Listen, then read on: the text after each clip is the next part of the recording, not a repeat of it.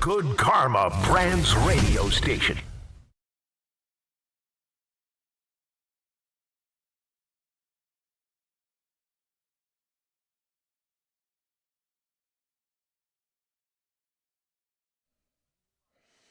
Oh, yes, we are. Good morning. Good morning. Good morning. Good morning. It is Bart and Carlin on ESPN New York, on YouTube, on the ESPN New York app. It is so good to be with you on this Football Friday, where we will incorporate some baseball off of some interesting comments from our good friend, Mr. K, yesterday. I am Chris Carlin, and I will be with you for the next few minutes solo while Bart makes his way over from his appearance this morning on Get Up with that entire crew. And I am down in New Orleans trying to get this lighting a little bit better on my giant bulbous head, and we'll get that straight. But we'll also get into everything around the Yankees, what Mr. K had to say yesterday about the payroll, and why Jackson Dart might actually be starting to make this a less attractive job for a prospective head coach. We will explain that in moments. We also have the Jets to get to and how they have gotten into an incredible, luxurious situation. We will explain that in just moments as well. Want to remind you, though, your chance to be a part of the program is now at 800-919-3776, 800-919-ESPN. Over on the YouTube, you can join in on the ESPN New York page on the YouTube, as they say. And by all means, incorporate yourself into the chat to be part of the program today. I want to begin with some interesting comments from Mike McCarthy. There are those of us who have always been quite skeptical of Mike McCarthy as a head coaching candidate for the Giants. And I don't know what it is. Personally, I think there's a little bit of bias incorporated into this of just looking the way he looks. And that, frankly, is like me. And maybe I'm incorporating some of my own insecurities into that. But I think people look at Mike McCarthy and just don't think that he is necessarily that impressive. And I'll be honest, I've been guilty of it too. I can be a self-loathing, large, bald, bearded man. He might have a little more hair than I do, but, we've got the gray beard. We got all that crap going on. And, a little bit big-boned in terms of the body. And everybody wants a head coach who's a good-looking guy because he looks like he's in command of everything. But that doesn't mean we can't get the job done. And I've been coming around a little bit more on the idea of Mike McCarthy as the Giants head coach. The reason I've been coming around on it is because when we take a genuine look at comparing Mike McCarthy's record to Mike Tomlin's record to John Harbaugh's record, three potential candidates, two of which still have jobs, and we don't know that they're going to come free, but the Ravens certainly don't look like world beaters at the moment, and the Steelers look like it's all falling apart. And, of course, those two teams are getting together this weekend in the NFC or in the AFC North race. I just want to go to the records for a moment, and I know the records do not tell the entire story. Mike McCarthy, in his career, 174, 112, and 2, a winning percentage of .608, 11-11 career in the playoffs. Mike Tomlin, in his career, 189, 113, and 2, winning percentage of .625, so slightly better, and 8-11 in the playoffs. Both of those two have Super Bowl championships. John Harbaugh, 178 and 110, 618 winning percentage, 13-11 in the playoffs. And he also has a Super Bowl championship. Of course, Mike Tomlin has been to two and lost one of them to Aaron Rodgers. We have spent time talking about culture, and I think that's the reason that people don't necessarily trust Mike McCarthy, and it's a bit unfair, frankly, because when you think about culture, you don't think about the Dallas Cowboys. But when you think about winning consistently in the regular season, under Mike McCarthy, they did it pretty easily with 12-win seasons 3 years in a row. That's impressive. And when you talk about having to do it in a pressure cooker, well, whenever you're working for Jerry Jones and he is going to just flat out contradict some things you say and flat out question things you say with his own press conference after games, that's a whole nother level of pressure that's involved in it. So if we're going to make the argument that maybe Mike McCarthy would not be a New York guy, I think that's garbage. I don't think that flies at all, frankly. So that's number two. I think when we look at the other two, they radiate leadership, right? And for good reason, they both have shown the ability to have great leadership qualities over the years. They certainly have brought in more than their share of players who haven't necessarily been the easiest to deal with, and yet they have been able to maximize them, and when they are ready to move on from them, they move on. You can count Santonio Holmes. You can go through an entire list of guys with Pittsburgh. You can go through a list of guys with Baltimore that they have been able to maximize their abilities, and then once it became too much of a problem, adios. Mike McCarthy is someone that you look at and you think, oh, he doesn't have any discipline. Is that fair? Like, what is the ultimate goal here? It is to win. And what has Mike McCarthy done better than, frankly, the other two? And that is to develop quarterbacks. John Harbaugh was a special teams coordinator. He did not develop Lamar Jackson into what he is today. Mike Tomlin was a defensive coordinator. He did not develop Ben Roethlisberger. He was already developed when he got there. He had already won a Super Bowl when he got there.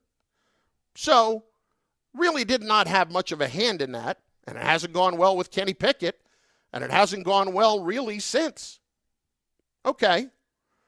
Mike McCarthy really helped Aaron Rodgers get infinitely better in his career. Infinitely better in his career.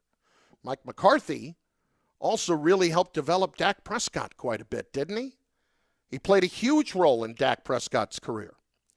So that brings me to Mike's comments on the Pat McAfee show this week in regards to Jackson Dart. And first, I want you to hear what positive things he had to say about Dart as a player and about why he might be attractive to a coach. Tommy, hit it.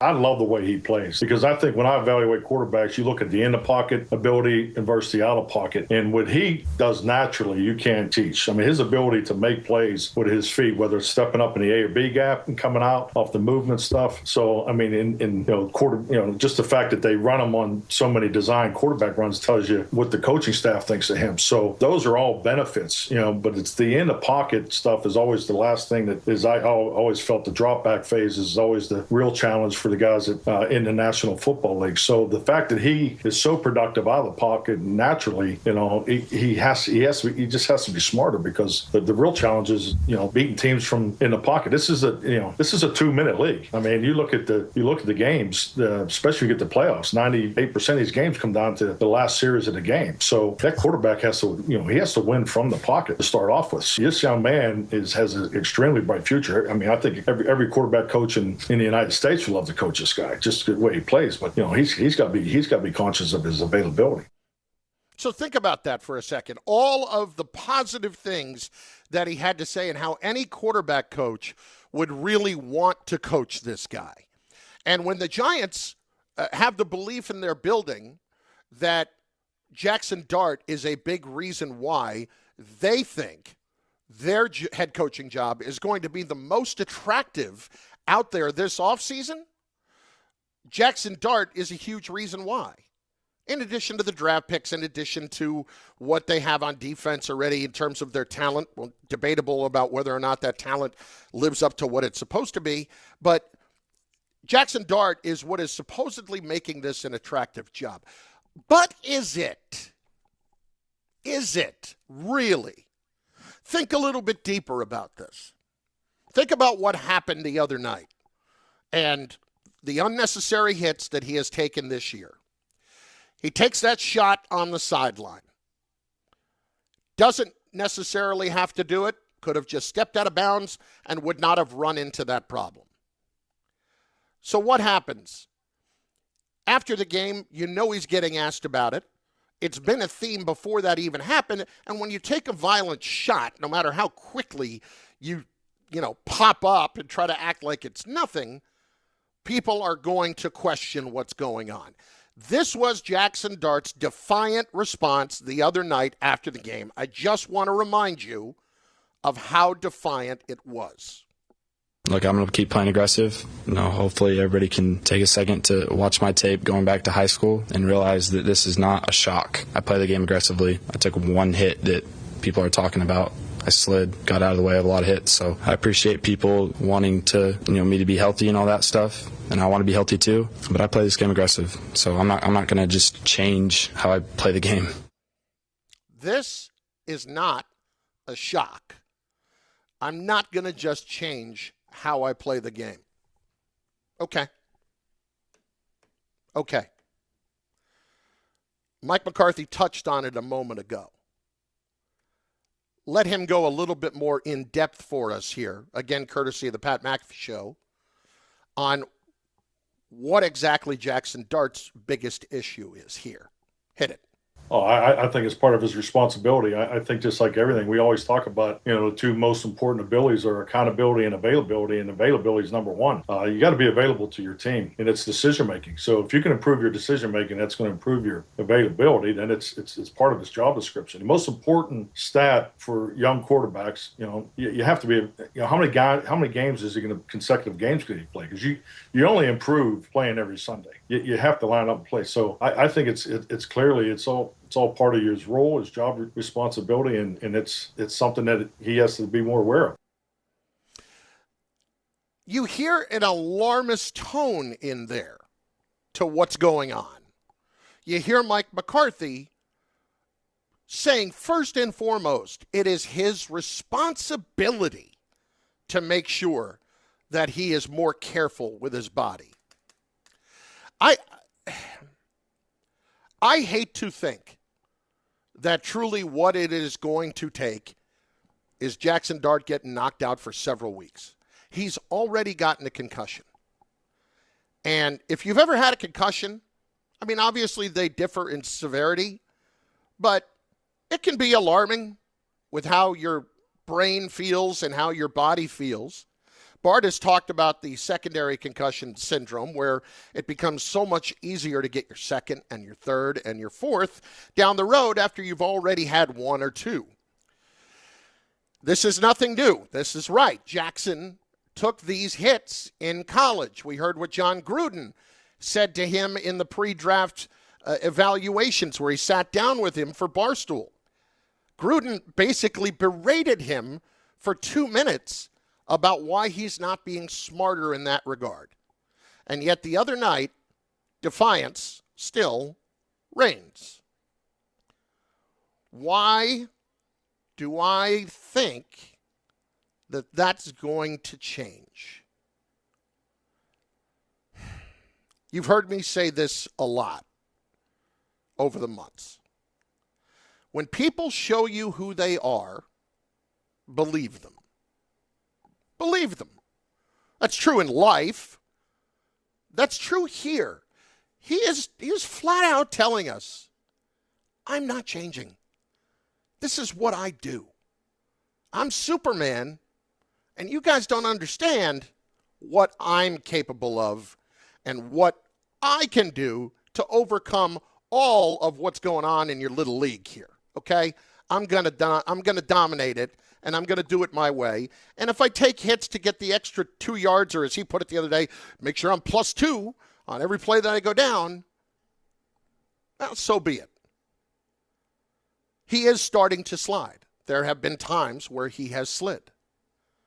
Yet for whatever reason, he is unable to control that competitiveness gene or that competitiveness instinct that pops in when he is out running on a play.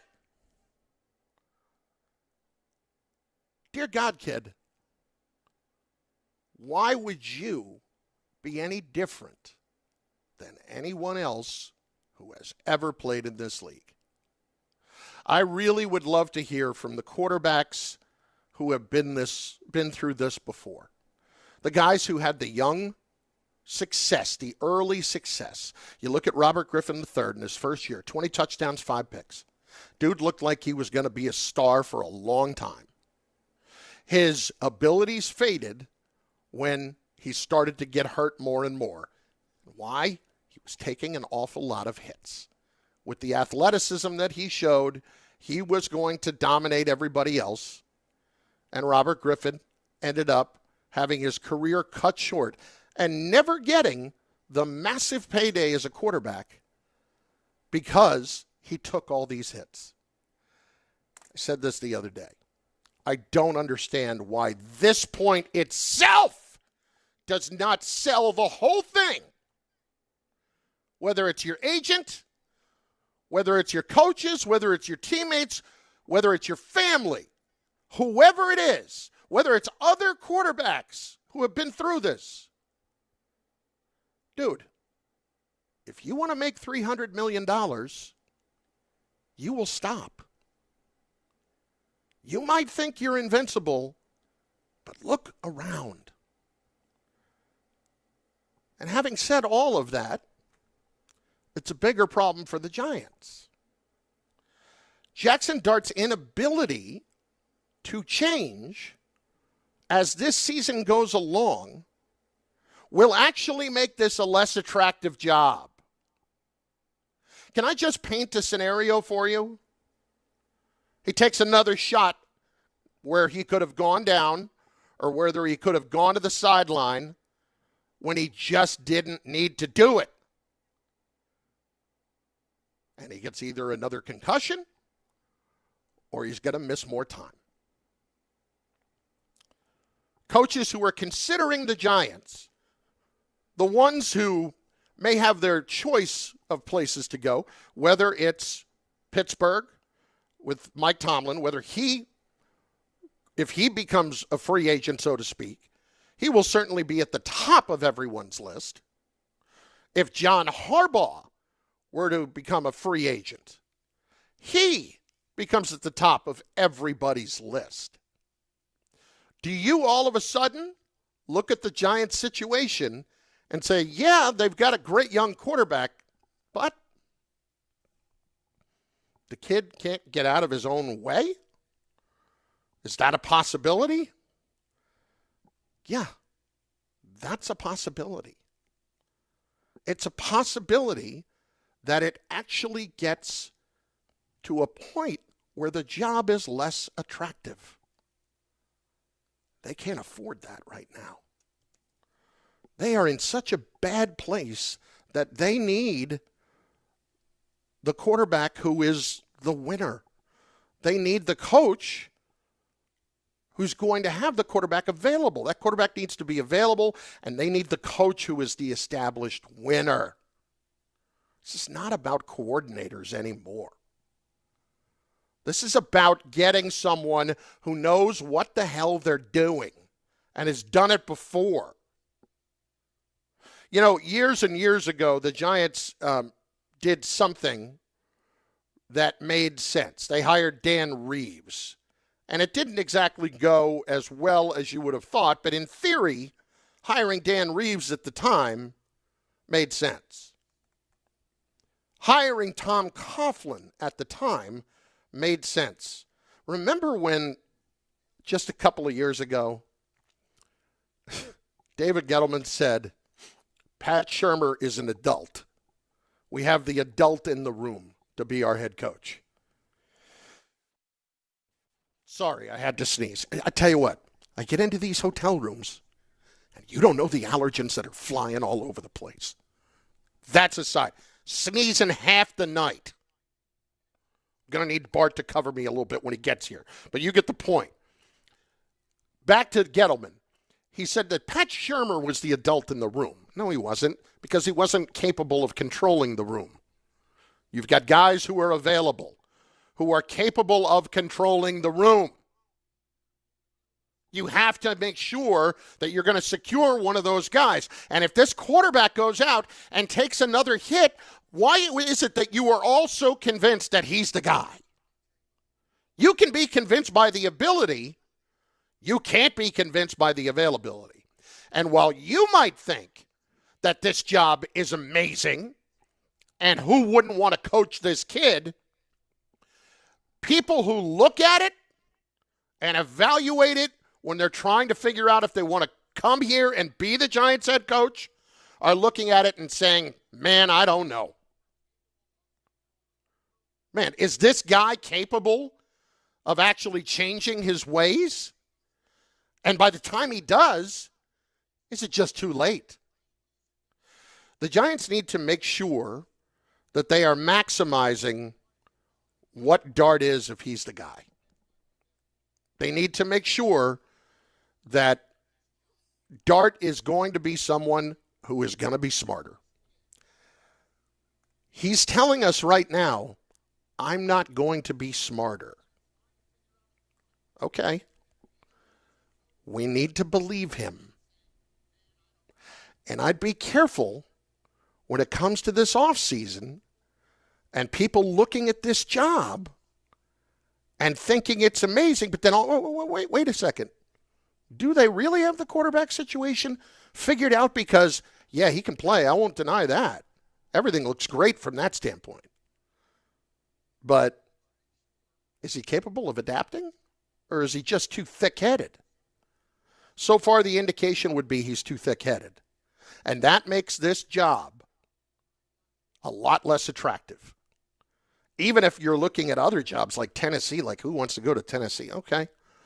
At least they have a quarterback who's not taking violent hits all the time and a guy who has shown flashes and really is playing with nothing around him. And there are going to be 7 or 8 jobs open. The Giants, in theory, when you look at the list, should be right near the top. Jackson Dart might actually make it worse, might actually drive down the desirability of the Giants job because of his own stubbornness.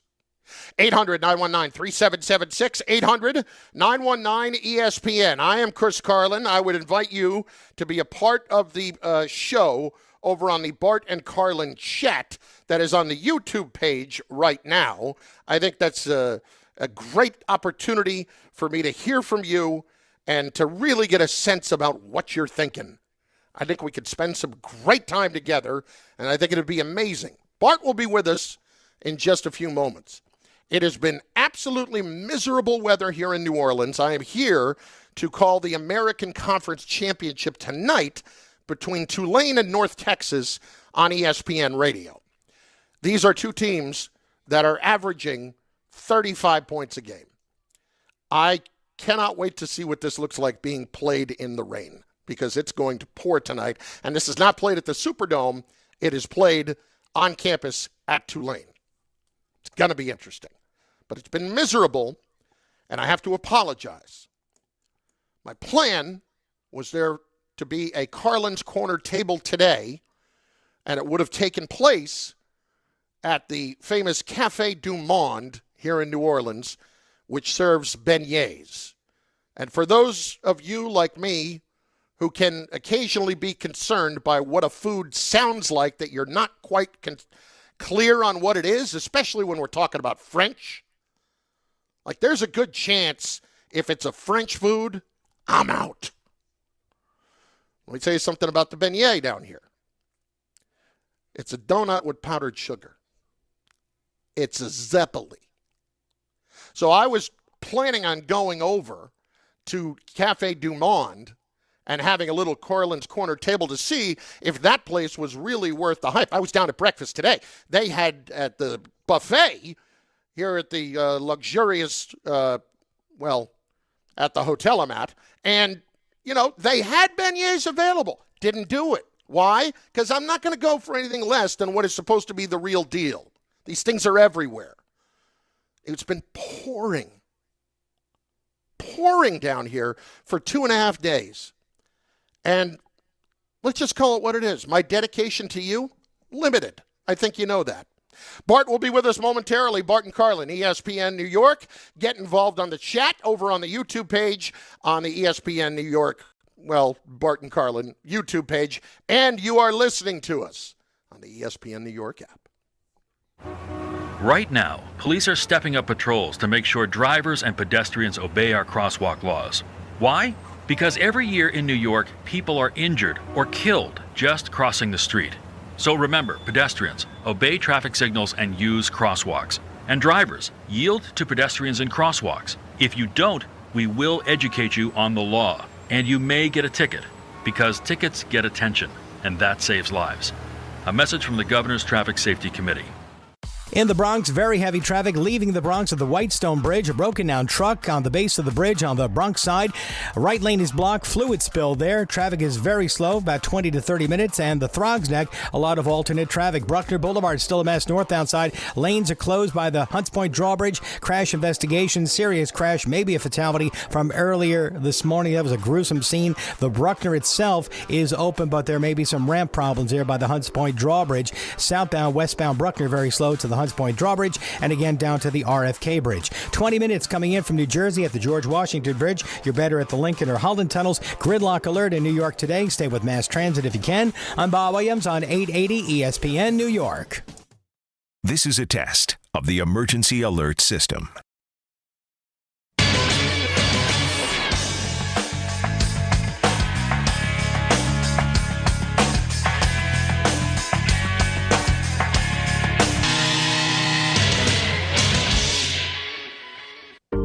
Every aspect of your business will operate better and faster with artificial intelligence. AI is a race, and companies that act first will win. Thrive Managed AI is your advantage over all your competitors. Thrive partners with you on a smart, secure AI strategy for your business. Then they deploy and manage it for you. Be first and win the race with Thrive Managed AI. Start with a complimentary strategy consultation at thrivenextgen.com/ESPN. That's thrivenextgen.com/ESPN. Gotham City football is coming. Be at MetLife Stadium for Week 14 as the New York Jets face the Miami Dolphins for the team's first ever rivalries game on Sunday, December 7th at 1 p.m., presented by Avery Dennison. Fans in attendance will receive a rivalries rally towel while supplies last. Lock in your seats now at nyjets.com/tickets. Once again, that's nyjets.com/tickets.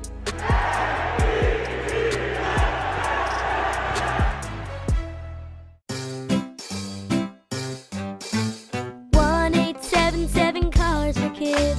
KARS Cars for Kids. 1-877 Cars for Kids. Donate your car today.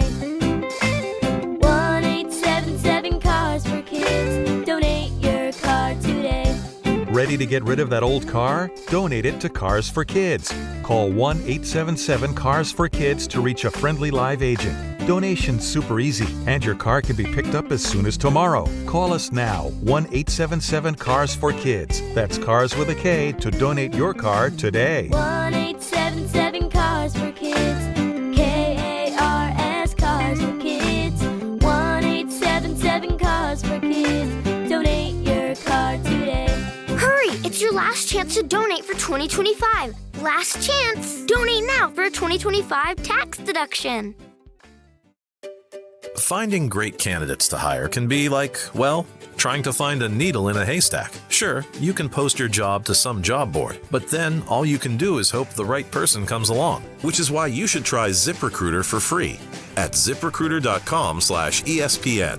ZipRecruiter doesn't depend on candidates finding you. It finds them for you. Its powerful technology identifies people with the right experience and actively invites them to apply to your job. You get qualified candidates fast. So while other companies might deliver a lot of hay, ZipRecruiter finds you what you're looking for the needle in the haystack. See why 4 out of 5 employers who post a job on ZipRecruiter get a quality candidate within the first day. ZipRecruiter, the smartest way to hire. And right now, you can try ZipRecruiter for free. That's right, free at ZipRecruiter.com/ESPN. That's ZipRecruiter.com/ESPN. ZipRecruiter.com/ESPN. ZipRecruiter. Switching to Progressive is a game-winning call. And that reminds us of other game-winning calls in the history of sports. So it was the fourth quarter and we're down by 5. Sweat pouring down my face. Suddenly it hit me. If only I could wrap part of the towel around my forehead. And that's how I became the first basketball player to wear a headband. Okay, not really a game-winning call, but it was a good call. You can make one too. Switch to Progressive and you could save hundreds. Progressive Casualty Insurance Company and affiliates, not available in all states. Clinton Yates here, and the holidays are upon us, full of gatherings, toasts, and plenty of cheer. And if you're like me, you want every moment to shine. That's why I head to Total Wine & More, where you'll find it all at the lowest prices, from rich whiskeys and smooth tequilas to festive liqueurs and elegant champagnes. And if you're not sure what to grab, their guides will help you find bottles that impress. You'll always find what you love and love what you find, only at Total Wine & More. Spirits not sold in Virginia and North Carolina. Drink responsibly. B21.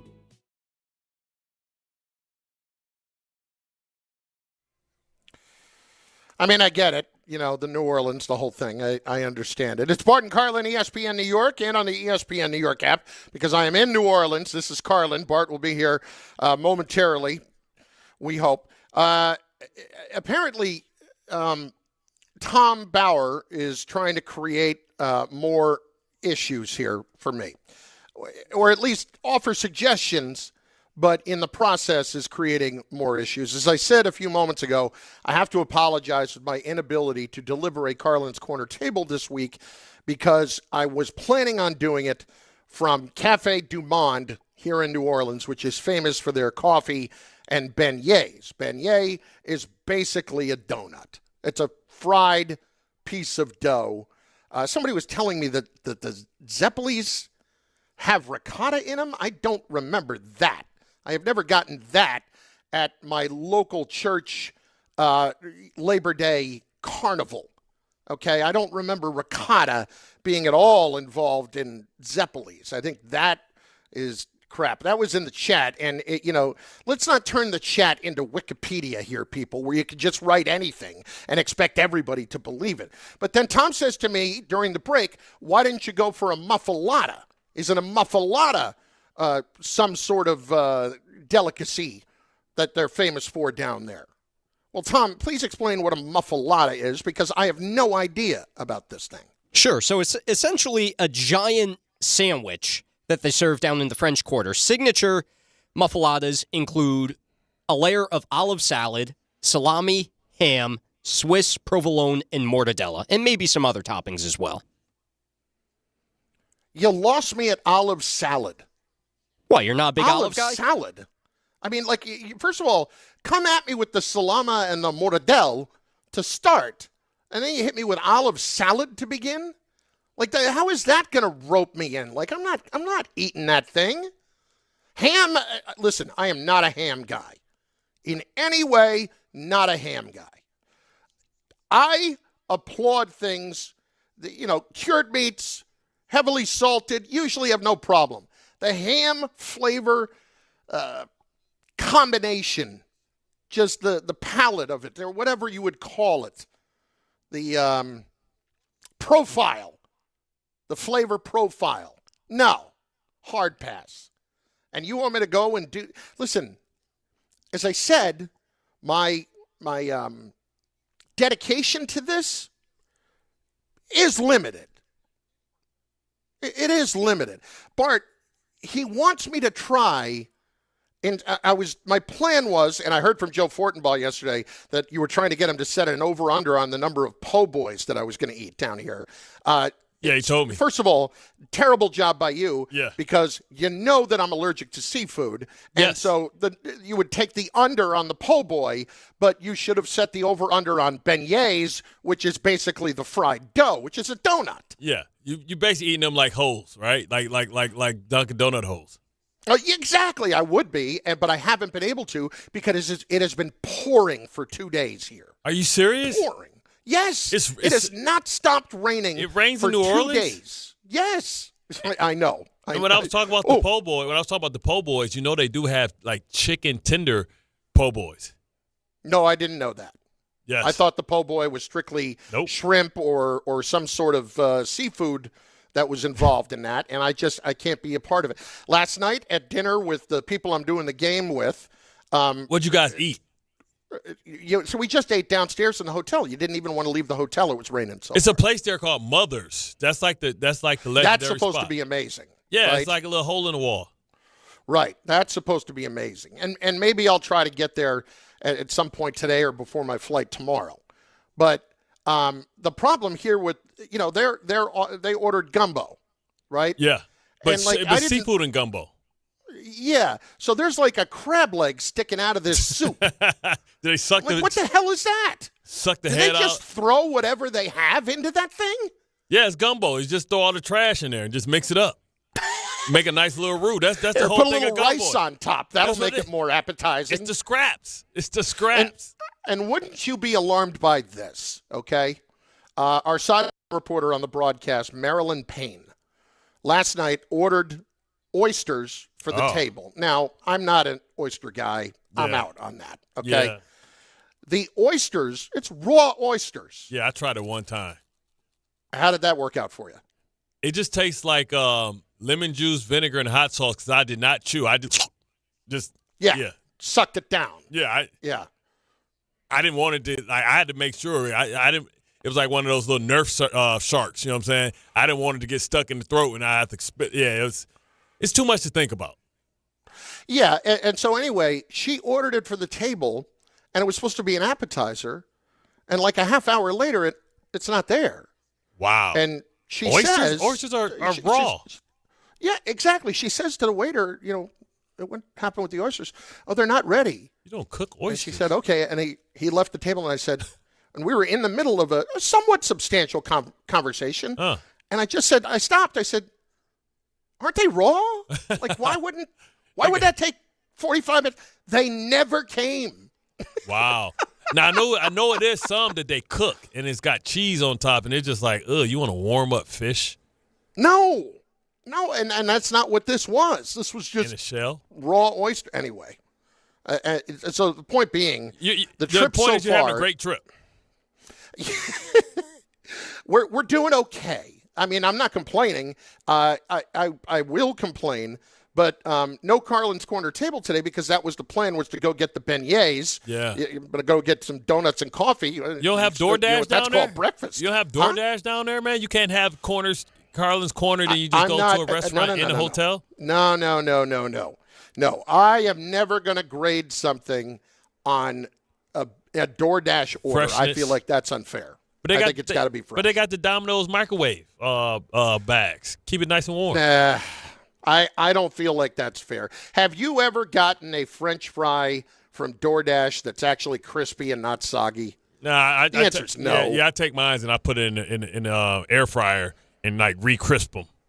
Okay, yeah, and you know me, I'm not going to that effort. Yeah. And I'm in a hotel. Yeah. What am I doing here? Am I going to run downstairs You're and in a say, good hey, hotel? you guys got an air fryer? Good hotel? Are you at the Harrah's so you can gamble? I am not at the Harrah's, and don't think that hasn't crossed my mind.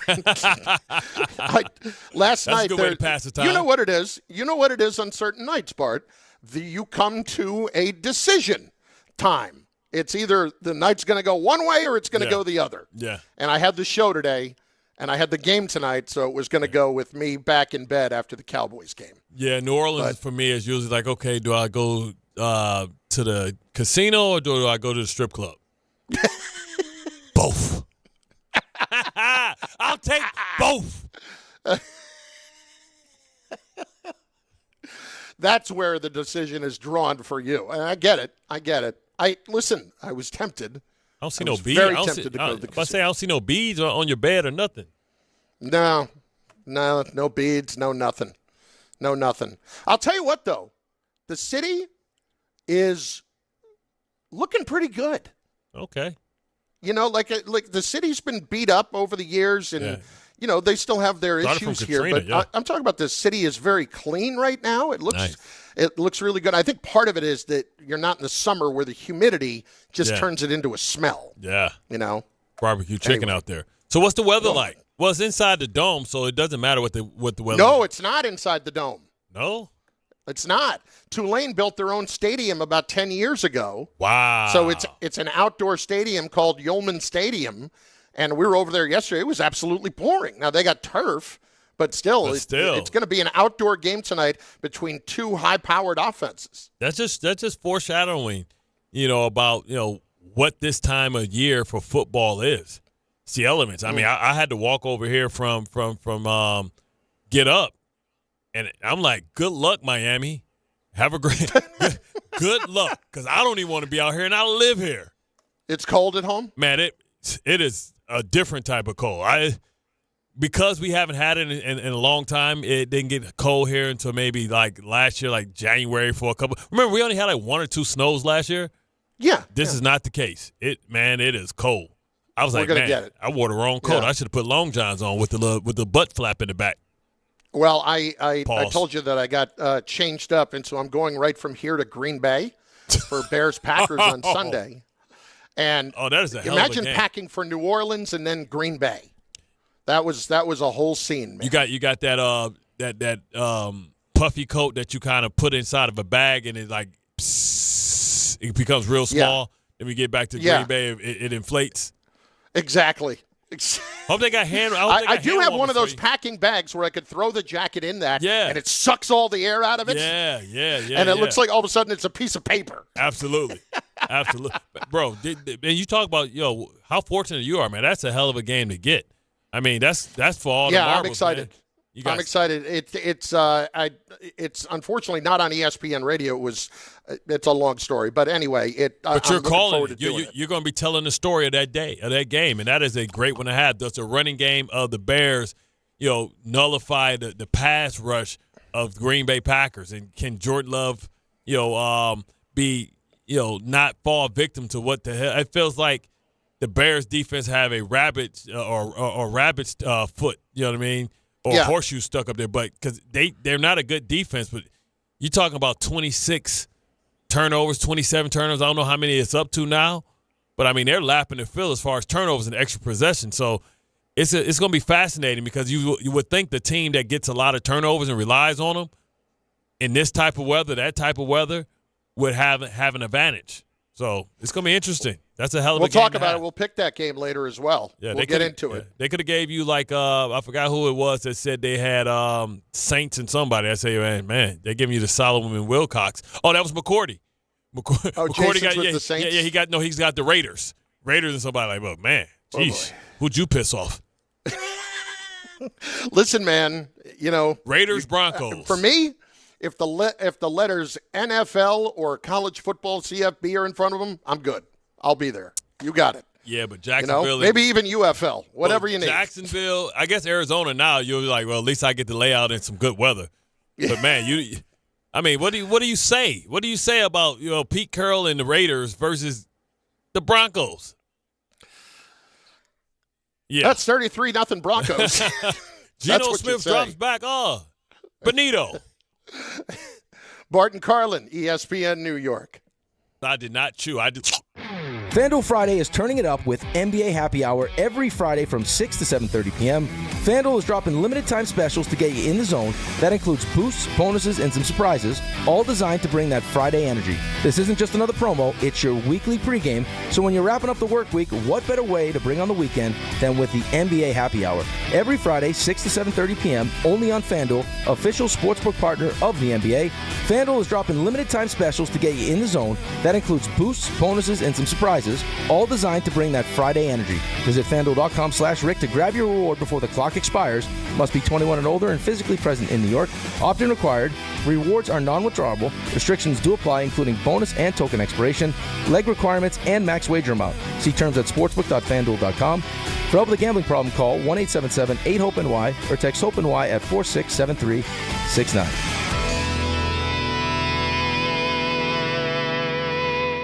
If you've been injured in an accident that wasn't your fault, then you need a lawyer who knows New York's unique personal injury and workers' compensation laws. At the Parisman Firm, they have decades of experience handling all types of accident cases and a proven track record of delivering huge results. Their team has already recovered nearly $1 billion for injured New Yorkers. From construction to car accidents and slips and falls, they've got you covered. Call the Parisman Firm now at 718-WORKERS, where your case is their cause. Get the justice you deserve today. The holidays are here, and Amazon Pickup is your MVP of package pickup. Need that perfect gift like a brand new jersey for the big game? With Amazon Pickup, you can grab your order from secure Amazon lockers or counters near you on your schedule at no extra cost. It's fast, it's easy, and it keeps your holiday surprises tucked safely away. So whether you're running from work or heading to the holiday party, Amazon Pickup makes holiday shopping worry-free. Find your nearest Amazon Pickup location at amazon.com/pickupmvp. That's amazon.com/pickupmvp. Make cancer screening a part of your annual healthcare routine. New York Presbyterian offers a full range of cancer screenings, including lung, cervical, prostate, colorectal, breast, and more. Regular cancer screenings could save your life by detecting cancer at its earliest, most treatable stages. Screenings are available across New York City and Westchester. Learn more at nyp.org/cancer screening. Stay amazing. New York Presbyterian. Coverage varies by plan. View contracts and exclusions at endurancewarranty.com. If your car is out of warranty, one major repair bill could wipe you out. Just ask Ludacris. Car breakdowns can wreck your wallet. Without Endurance, a worn-out timing belt could cost you $1,700. A busted transmission, that's $4,000 easy. An engine meltdown, $7,000. But if you've got Endurance, you could never pay out of pocket for a car repair again. With Endurance, your car's most expensive parts are covered. Plus, you pick the mechanic you trust to do the work. With Endurance, your rate stays the same no matter how many claims you file. If your car is under 20 years old, Endurance has you covered with unlimited miles. Plus, your plan includes 24/7 roadside assistance anywhere in the country. Choose the name Ludacris trusts, Endurance. Right now, get $300 off any plan, plus a year of elite benefits, a $2,000 value, free. All backed by a 30-day money-back guarantee. For your free quote, call 800-431-8958. 800-431-8958. 800-431-8958. ESPN New York is throwing a holiday party you don't want to miss. Join us Friday, December 12th at your mother's house in Garden City Park. We'll be broadcasting the Michael K. Show live from 1 to 3, followed by Don, Hahn, and Rosenberg from 3 to 7, all while supporting a great cause. Bring a toy to benefit the Garden of Dreams Foundation and help make the season brighter for local kids in need. It's the ESPN New York Holiday Party, Friday, December 12th, brought to you by Spike Day, Security Dodge, Amazon Pickup, and ESPN New York.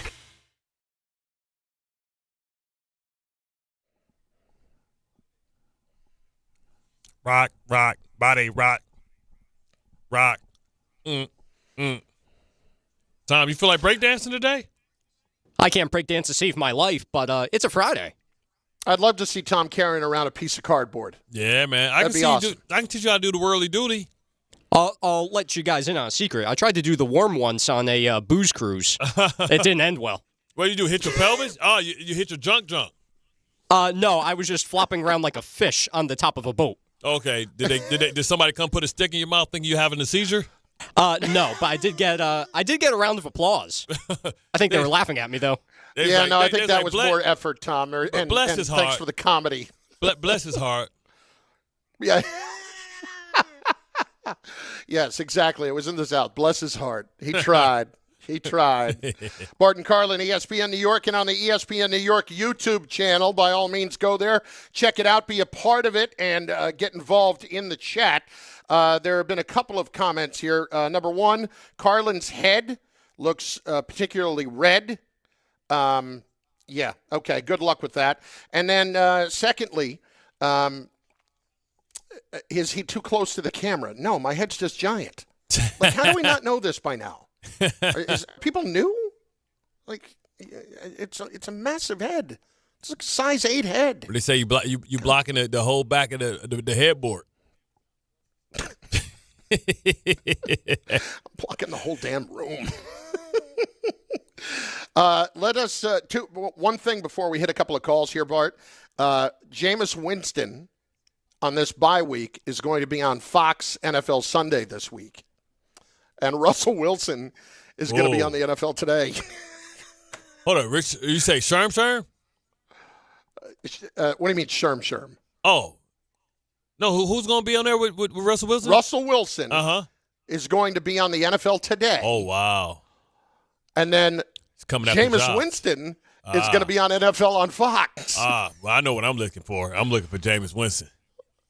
Now, here's the thing. Like, they're both Giants quarterbacks. Right. Who are already moving on to the next thing. Listen, I think it would be a line around the corner for Jameis whenever he decides to. I would think so. I don't know if it's the same line is for Russell Wilson, but I think Russell may be there a lot sooner than Jameis, because Jameis having too much fun being a mentor, having too much fun being a backup quarterback, especially in the greatest city in the world. So it's going to be interesting, though.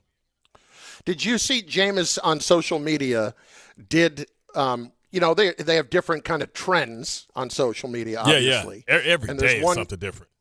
Right, and there's going to be there's one now that has it starts with, in your 20s, something will come on, blah, blah, blah, blah. Make sure you do that, right?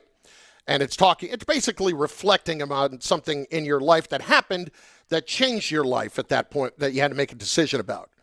And Jameis is standing on the platform of a New York City subway, and it says, in your 20s, you will be tempted to go into a Publix to get some crab legs. It's important that you walk past that Publix. Don't enter.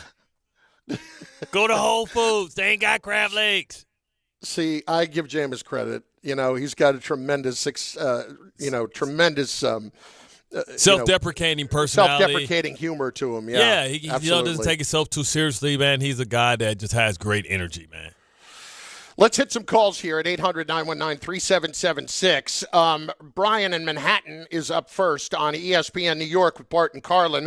Brian, what's going on, buddy? Well, just another Friday in New York City.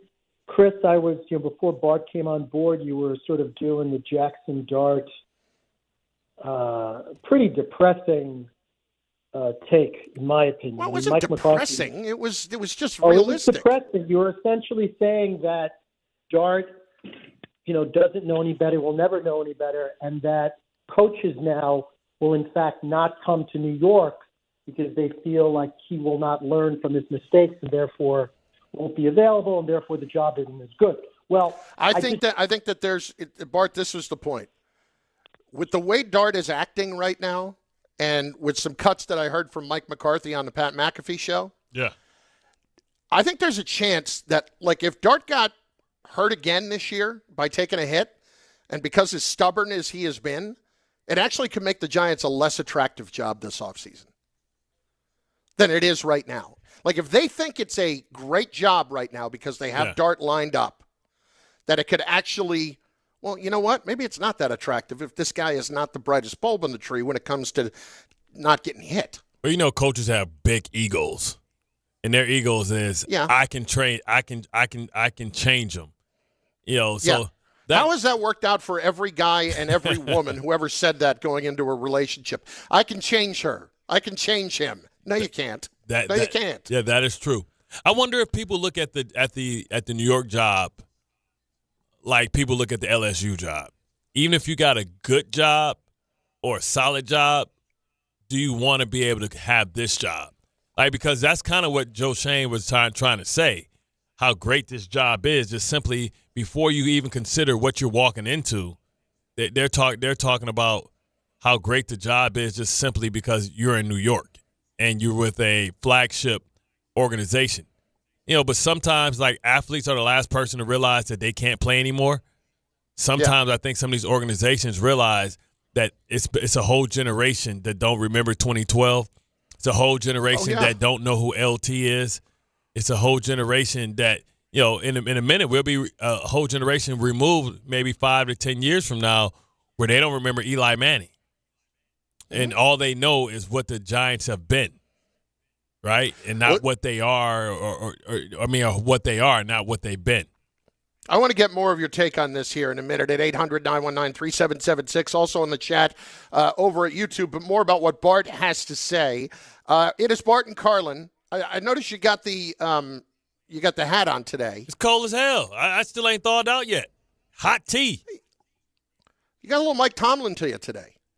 Got a little Mike T.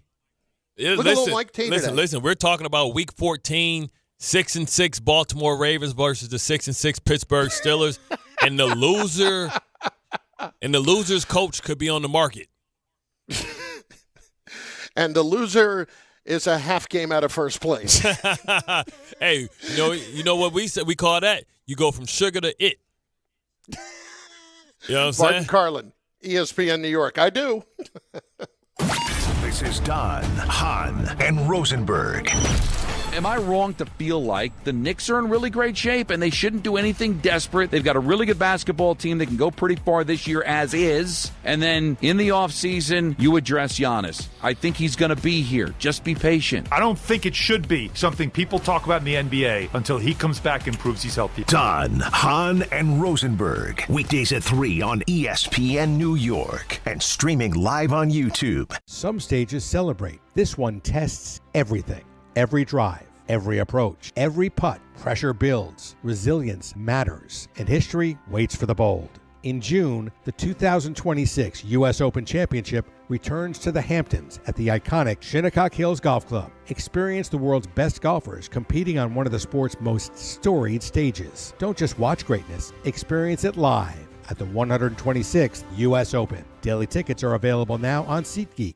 I know that hiring can be challenging. You sort through tons of resumes and you get too many so-so applicants. You're just waiting for someone to match your role perfectly. Well, now, there's a place where you can meet them fast. ZipRecruiter. Need to hire right away. Start your search for strong candidates. The right fit awaits. Build your team. Build it sooner. Meet your match on ZipRecruiter. Just head to ZipRecruiter.com/ESPN right now to try it for free, and you're on your way to meeting your match. 4 out of 5 employers who post on ZipRecruiter get a quality candidate within the first day. So try it now. Go to ZipRecruiter.com/ESPN. Once again, that's ZipRecruiter.com/ESPN. Meet your match on ZipRecruiter. Try it free. New York Presbyterian treats more heart patients than any other hospital in New York. From common to complex conditions, our cardiologists and heart surgeons are pioneers in advanced heart care, leading the way in minimally invasive treatments for faster recovery times. Find a doctor at nyp.org/heart. Stay amazing. New York Presbyterian. New York Presbyterian Hospital based on U.S. News and World Report 2025 to 2026 Cardiology, Heart, and Vascular Surgery Rankings. Whether you're shopping, gaming, or streaming this Black Friday season, don't take slow for an answer. Get Optimum Fiber for the fastest, most reliable, and most consistent internet speeds. Starting at $25 a month. Call 888-4-OPTIMUM or visit Optimum.com to switch. Act now and get a full year of Netflix, an unlimited mobile line, a $400 prepaid card, and more, all on us. Call 888-4-OPTIMUM or visit Optimum.com today. Optimum, don't take slow for an answer. Terms apply. See Optimum.com for details. We all hear the radio ads about the IRS. They tell you to be afraid, to be scared, and they try to frighten you into calling. I'm not here to do that. Tax Relief Advocates is different. TRA is here to tell you that if you owe money to the IRS, whether it's $5,000, $50,000, or $500,000, we have a solution. It doesn't matter if you're sitting in your car, at work, or with your kids. No matter where you are, call now. 800-575-6759. Don't lose hope. TRA can eliminate or reduce what you owe to the IRS. Generous programs are now available that can give you a fresh start. Our passion is taxes and helping individuals fix their IRS problems. We have over 1,000 5-star reviews on Google and an A+ with the Better Business Bureau. You don't need to be afraid of the IRS any longer. End your tax nightmare today by visiting us online at TRA.com or call 800-575-6759. That's 800-575-6759. Tax Relief Advocates. Real solutions for real people. Hey, this is Jalen Brunson. Jalen Brunson for 3. And this is your home for New York Knicks basketball. This is 880 ESPN. WHSQ and WCBS FM HD2, New York.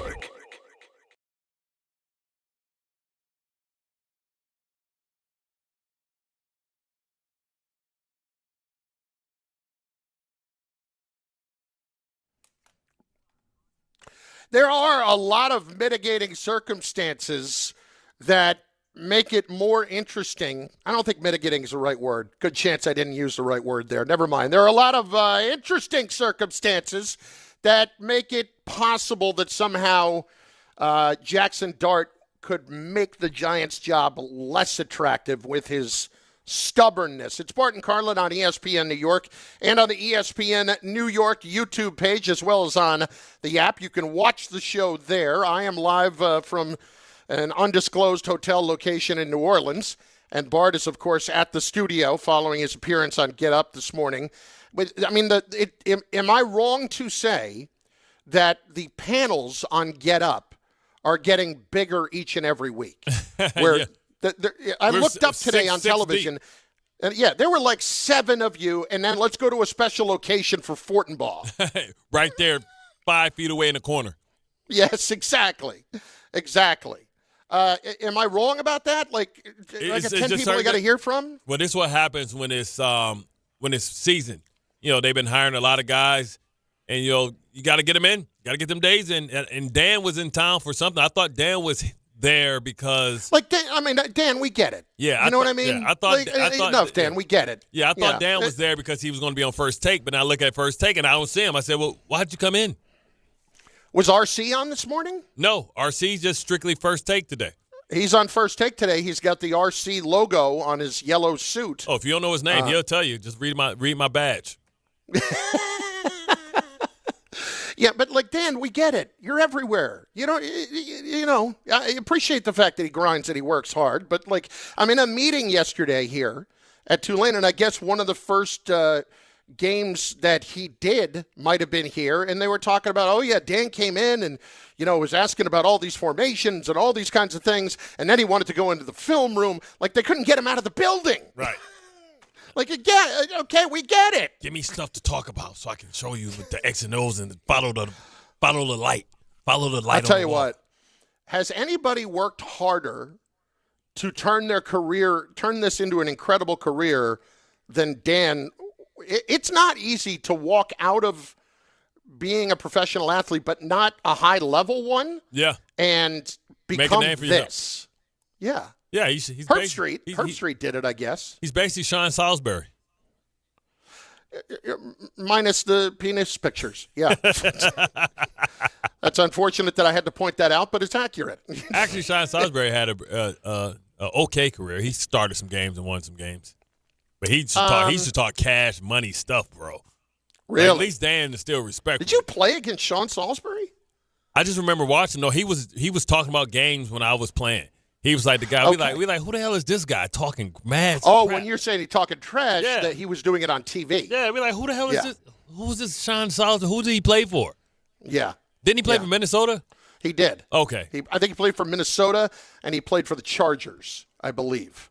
And then he came to ESPN, and he became a star, and then he sent away a few pictures of his junk that he shouldn't do. And, that'll catch up with you. That's probably not the best thing to do. What's up with these quarterbacks, man, showing they meat? First, you got Brett Favre. If I'm going to send you a picture of my meat, it ain't going to be, never mind. Yeah. I guess here's what I would have to say. Like, at least send it at attention. If you're a quarterback, do you really need to send any photographic evidence of anything? Right. Like you're a quarterback, bro. Man, it should be you're already attractive immediately. It is the fat man's version of having a ton of money. Yeah, like all of a sudden I got a shot. Oh, look, he's so sexy. What? Biggie Smalls? Nah. Ugh. Hey, talented, guys like me have to be funny. You try to be funny. Sometimes I try too hard, and that's how it worked out. But that's a shot. But that's a shot you got to take. You know what I'm saying? Yes. You the quarterback, man. Why you out here thirsty? All the guys at NFL Network like, Marshall, you're a Hall of Famer. Did you really really? Did we need to do that? Deshaun Watson. Yeah. Exactly. You understand. Now you understand Heath, right? You understand Heath. I get it. Fullback, meathead. Yeah. Heath Evans did that? Yeah. He was all. Okay. They were all. It was all. That's the the girl. NFL Network thing. Yeah. Okay. Ike Taylor, Marshall Faulk. She got 3 of them, 4 of them out of there. Well, listen, if you're doing the wrong things, you're going to get burned on it. Anyway, let's move on. Bart Carlin on ESPN New York and on the ESPN New York YouTube channel. Listen, I do want to talk about this a little bit more. So this was my thought to start the show because Tommy, let's bring back the comments from Mike McCarthy. Because the first part of it, Bart, is I'm coming around on the whole McCarthy thing. Because I think we're not showing him enough respect. And frankly, I do think a lot of it is a little bit of what we talked about the other day. It's presentation. Yeah. When you look like me, you better be extra special. And Mike McCarthy has had a good run. Or he has to be really funny. Well, yeah, that too. But I'm talking about getting ahead. Like Rex. You know what I'm saying? Rex was funny, entertaining. Yeah. So he looked past the belly. Yeah, but you also... But Rex had the pedigree as a great coach, you know. Certainly, if you look at the history of Mike McCarthy, there is the pedigree. I'm just going to remind you of what the numbers say, all right? We're going to compare three guys, McCarthy, Tomlin, John Harbaugh. McCarthy, 174, 112, winning percentage of .608. In the playoffs, he's 11-11. He's won a Super Bowl. Mike Tomlin, 189 and 113, a winning percentage of .625, so better, but 8-11 in the playoffs. He has won a Super Bowl, and he's been to a second. And then John Harbaugh, 178 and 110, .618 winning percentage, 13-11 in the playoffs, and he has won a Super Bowl. If we're being truthful, these are all the same guy. Basically. Two of them just physically look better. Yeah, and present themselves better and tougher than McCarthy does. And here's the beauty of it. It's only one coach that you can trust to personally develop your quarterback. You see what I'm saying? So this is why Mike McCarthy has an advantage. Because he can personally. And this is the point I went to earlier. It's not like Tomlin developed Big Ben. He didn't. And it's not like it was Harbaugh developed Lamar. Roman. That was Greg Roman. Exactly. And, what's the fat quarterback? Well, not fat. He wasn't fat when he played, but he's fat now. Ty Huntley? No. It's the quarterback coach. Oh, quarterback coach. Yeah, he's a black guy. Looked like Joe Dumars. Little fat. Bieniemy? No. Quarterback. He's former quarterback. Exactly. Okay, you keep talking, and I'll get him for you. Keep fat quarterback short. He was a deep. Was with the Ravens. He was a no. He's there now. No, he wasn't with the Ravens. I'm talking about who's developing Lamar. You give me no chance to guess here. Oh man, I think he played for Tennessee. The Vols, T. Martin or somebody like that. T. Martin. Yeah. Okay, yes. Yeah, that guy. Yeah, T. Martin won a national Yeah, of course. Why wouldn't I know T. Martin immediately? When you start throwing this out and you're talking about guys who developed Lamar Jackson, and he's fat now. Like, I know that T. Martin is fat. Come on. He looks like Joe Dumars right now. Again, Detroit reference not helping me. I don't know. I mean, I know what Joe Dumars looks like, but Joe Dumars has put about 50 on. He ate three small people. Yes, he is. He's still my guy, though. I always feel a certain way about those guys because, all right, you were an athlete and you became one of me. It's like the line from Bane. Oh, you feel comfortable in the dark. Oh, fatness is your ally. You think fatness is your ally. I was born fat. You merely adopted the fatness. You merely started eating after your professional career. Exactly. That's exactly how I feel about it. Anyway, point being, out of breath. I want to be like Mike Bibby when I Mike Bibby is the one you want to look like. He look like he's straight doing a cycle. He working out with David Boston. Oh my God. Well, anyway, point being about McCarthy, he does have that over the other two. But as much as I hear all the good things, listen to McCarthy talk about how, with reverence, so to speak, about Jackson Dart. This is from the Pat McAfee Show. I love the way he plays because I think when I evaluate quarterbacks, you look at the in-the-pocket ability versus the out-of-pocket. And what he does naturally, you can't teach. I mean, his ability to make plays with his feet, whether it's stepping up in the A or B gap and coming out off the movement stuff. So, I mean, just the fact that they run him on so many design quarterback runs tells you what the coaching staff thinks of him. So those are all benefits, but it's the in-the-pocket stuff is always the last thing that is, I always felt the drop-back phase is always the real challenge for the guys in the National Football League. So the fact that he is so productive out of the pocket naturally, he just has to be smarter because the real challenge is, beating teams from in the pocket. This is a 2-minute league. I mean, you look at the games, especially you get the playoffs. 98% of these games come down to the last series of the game. So that quarterback has to, he has to win from the pocket to start off with. This young man has an extremely bright future. I mean, I think every quarterback coach in the United States would love to coach this guy, just the way he plays. But he's got to be conscious of his availability. Okay, no, but here that sounds like he's all the good things, but he says the thing at the end, right? And then he expands on it. Play the other part, Tom. Oh, I think it's part of his responsibility. I think just like everything, we always talk about, the two most important abilities are accountability and availability is number one. You got to be available to your team, and it's decision-making. So if you can improve your decision-making, that's going to improve your availability, then it's part of his job description. The most important stat for young quarterbacks, you have to be, how many games is he going to, consecutive games could he play? Because you only improve playing every Sunday. You have to line up and play. So I think it's clearly, it's all part of his role, his job responsibility, and it's something that he has to be more aware of.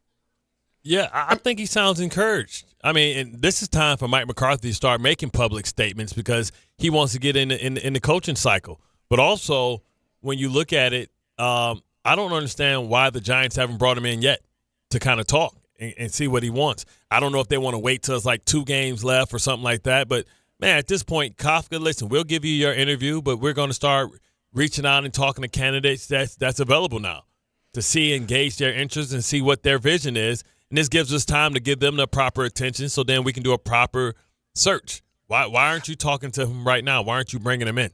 I mean, they may have talked to him already. We don't, it's not a formal interview. I think they probably do that whole, well, it's not a formal thing, but I think they probably do that whole formal interview thing all together at once. And also keep in mind, we don't know what's going on with the whole John Mara health situation and how Joe Shane is running that thing and all of that. But I would say this.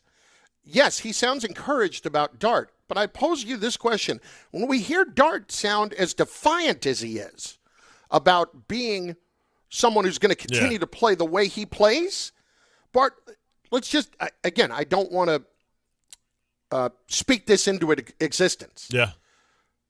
But what if he takes another shot and he gets knocked out, or he gets a concussion, or he misses another game or two? Doesn't that start to show people, maybe this dude just isn't going to change? I think people are always going to give him at least till he gets to year 2 or year 3.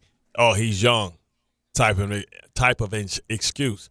And I think But by that time, it might be too late. Yeah, but when you think about McCarthy, Dak used to be a lot more reckless and running a lot. Remember, he used to run a lot and do that a lot when he was playing, right, early on. And Dak has become more of a pocket quarterback, a lot more reluctant to run because of those injuries that he sustained. And I think McCarthy was a part of that, making him more conscious about how important it is for him to live to fight another down.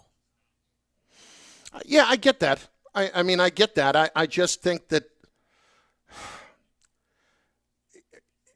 this has got to get through at some point. Yeah, but and it's clearly not getting through. But if you're the coach, and I don't know why that is. But if you're the coach and you're a potential coach, you're going to say, "Man, I can get it out of him." Yeah, I know, but then you've just got 2 guys who are hard-headed going after one another, right? And I'm not saying not to take the job because of it. Yeah, he can be influenced. But I'd be like, put it this way: for somebody that's only done it for 6-7 games now, I can't bank on you definitively being the guy. And if I see early signs of you not wanting to be open to change as to what you're doing, that's a red flag. That's true, but I think he can get through to him. Okay, 800-919-3776. Let's hit Brian in Jersey City. We will do that in just a moment. First up, though, Bart is going to tell us about his good friends over at Samwell, who I could use this morning, by the way. Man, I do not know about you. I never sleep well in the hotel bed. And when I got to this particular hotel bed, I like a certain level of firmness to it. This was 3 Little Bears. This one's too soft. This one's too hard. This one's just right. Yeah, there wasn't a just right last night, and it wasn't too soft. It was basically 4 steel rods underneath 4 blankets. I think you're revealing where you're at. Welcome to the Motel 8. No, it wasn't a Motel 8. Put it this way, it's a nicer place, but it's one that you would expect a little bit more from the bed from. It could be discrimination, you know what I'm saying? Some mattresses got a weight limit. Yeah, they're rabid anti-fatites here. You're sitting there like Princess in a Pea. Listen up, New York. It's football season, and you should be out here enjoying every play, every tailgate, every moment. But if you're dealing with neck pain, back pain, or sciatica, joint pain, even getting off the couch could feel like a challenge, even if it's Carlin's couch. That's where Dr. Jay Shaw at Samwell Pain comes in. He's one of Jersey's top pain specialists, Ivy League trained, double board certified, and dedicated to getting you back in the game. Here's the difference. No surgery, no scars, no long recovery. No pain medication, just precise, non-surgical, image-guided procedures that gets real results. Dr. Shaw treats everything from neck pain, back pain, migraines, nerve pain, and chronic joint pain. He'll build a custom game plan that is right for you. Same-day or next-day appointments are available with offices in Woodbridge, Livingston, and Inglewood. And yes, most major insurances are accepted, so don't let pain slow you down and keep you on the sidelines this season. Go to SamwellPain.com to call, text, or book online. Relief is closer than you think, and it starts today. Bart Carlin, ESPN New York, and on the ESPN New York YouTube page. Let us hit the calls with our good friend Brian in New Jersey, in Jersey City, who I've never met in my life. Brian, how are you, buddy? How y'all doing? Good morning, both of you. I just want to talk about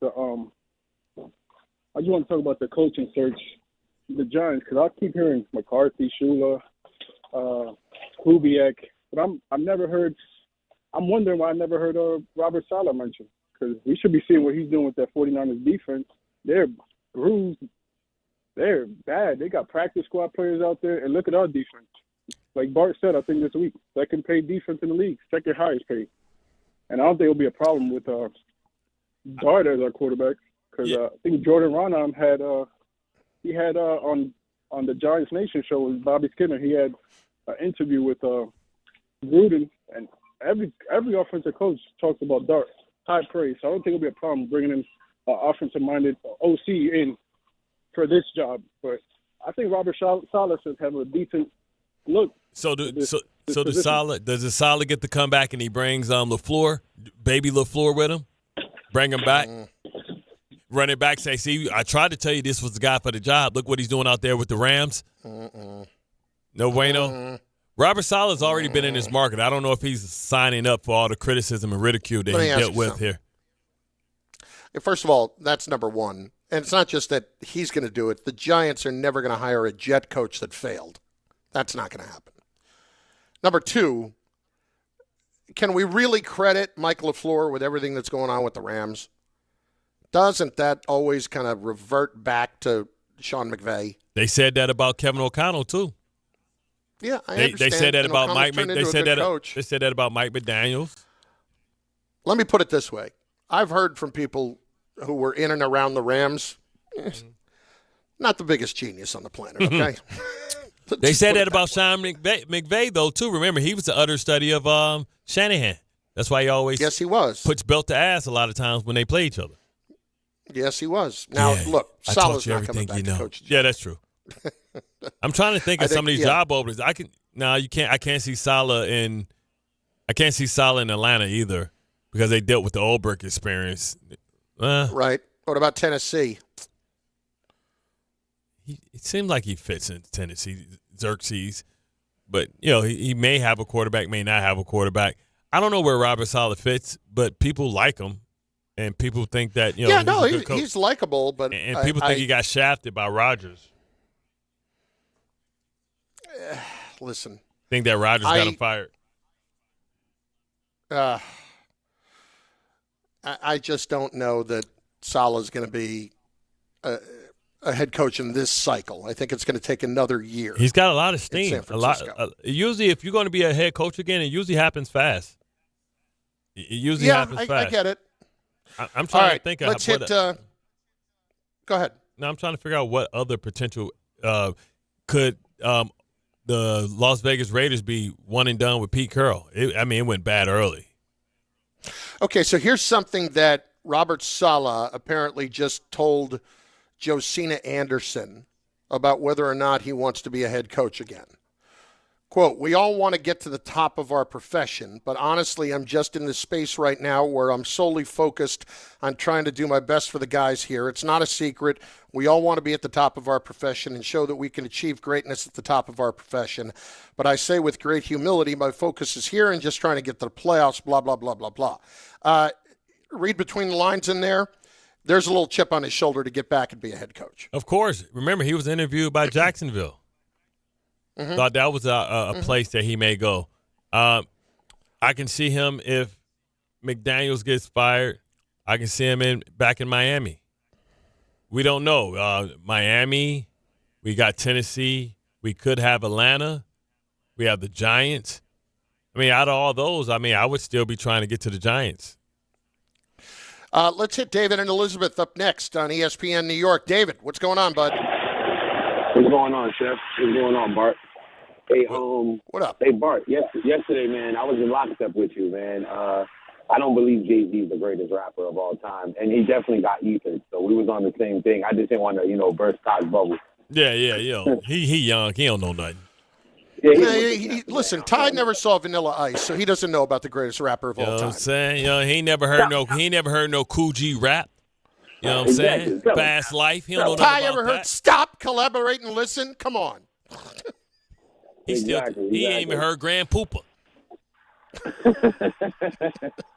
He sure hasn't, man. Let's get into it, gentlemen.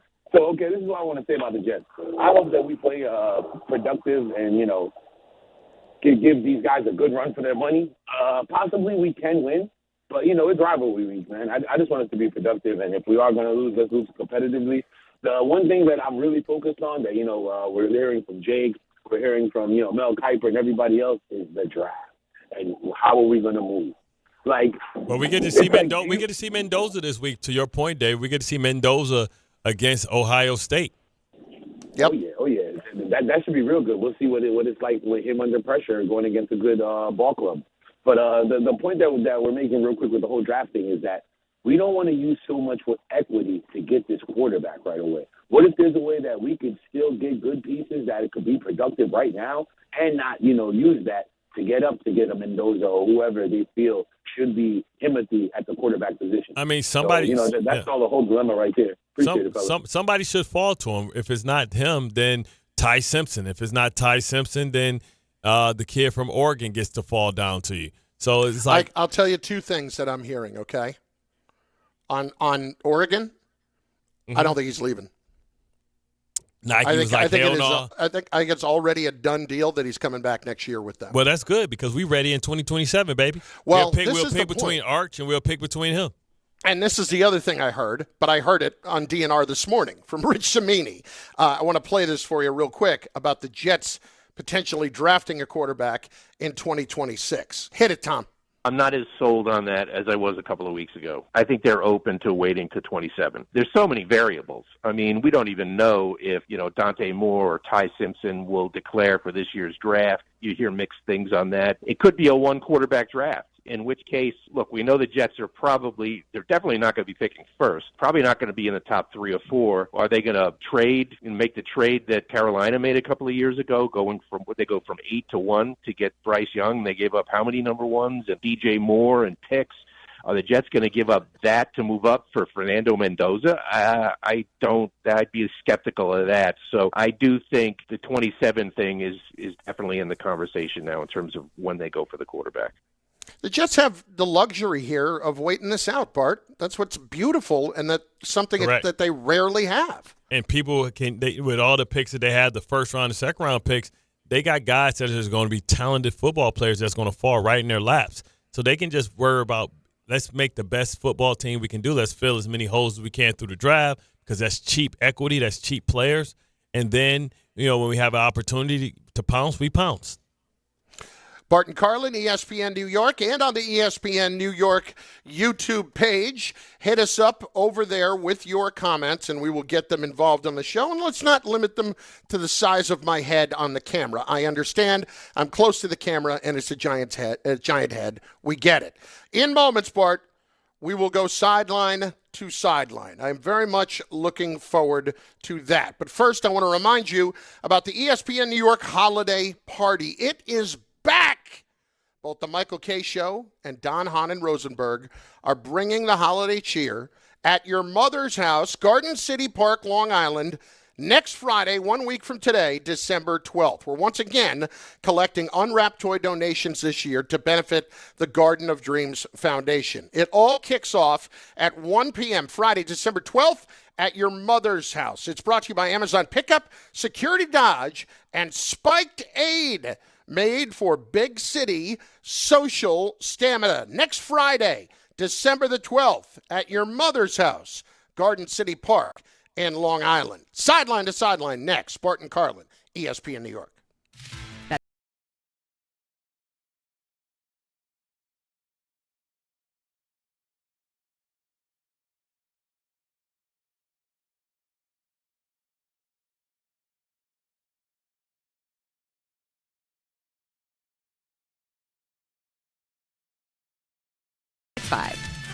Gambling problem? Call 1-800-GAMBLER. 21 plus only. Must be physically located in New Jersey. T&Cs apply. Are you ready to make a difference for the environment while helping the visually impaired at the same time? Then donate your vehicle to Heritage for the Blind today by calling 1-800-983-6530. Every donated vehicle will either be properly recycled in an eco-friendly manner or given a new life through reuse. Donating your vehicle is easy. Simply call 1-800-983-6530 and Heritage for the Blind will do the rest. They'll even arrange for your vehicle to be picked up at no cost to you. And for a limited time, when you donate your car, you'll receive a $200 restaurant voucher and a 2-night, 3-day hotel stay at one of 50 locations. Call 1-800-983-6530 right now to schedule your vehicle donation and make a positive impact on the environment while helping others. Heritage for the Blind, where every car donation counts and every person makes a difference. Call 1-800-983-6530 now. This advertisement is paid for by Heritage for the Blind. Alan Hahn here to tell you about my friends at Bathfitter. They remodeled a bath in my house, converting a tub into a shower. The result, amazing. Bathfitter offers custom bath renovations, including their unique PermaFit solution for a watertight fit. It's done in one day, easy to clean, durable with no demo, no mess, and it costs less than a standard replacement. Take advantage of their biggest sale of the year. Save up to $800 on a complete Bathfitter system. See their website or call for details and start designing your bath today at bathfitter.com.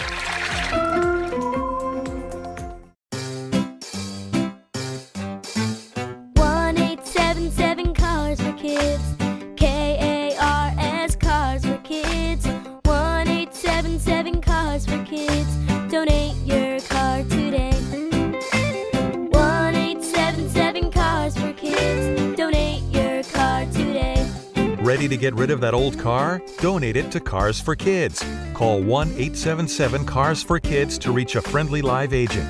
Donation's super easy, and your car can be picked up as soon as tomorrow. Call us now, 1-877-CARS-FOR-KIDS. That's Cars with a K to donate your car today. 1-877 Cars for Kids.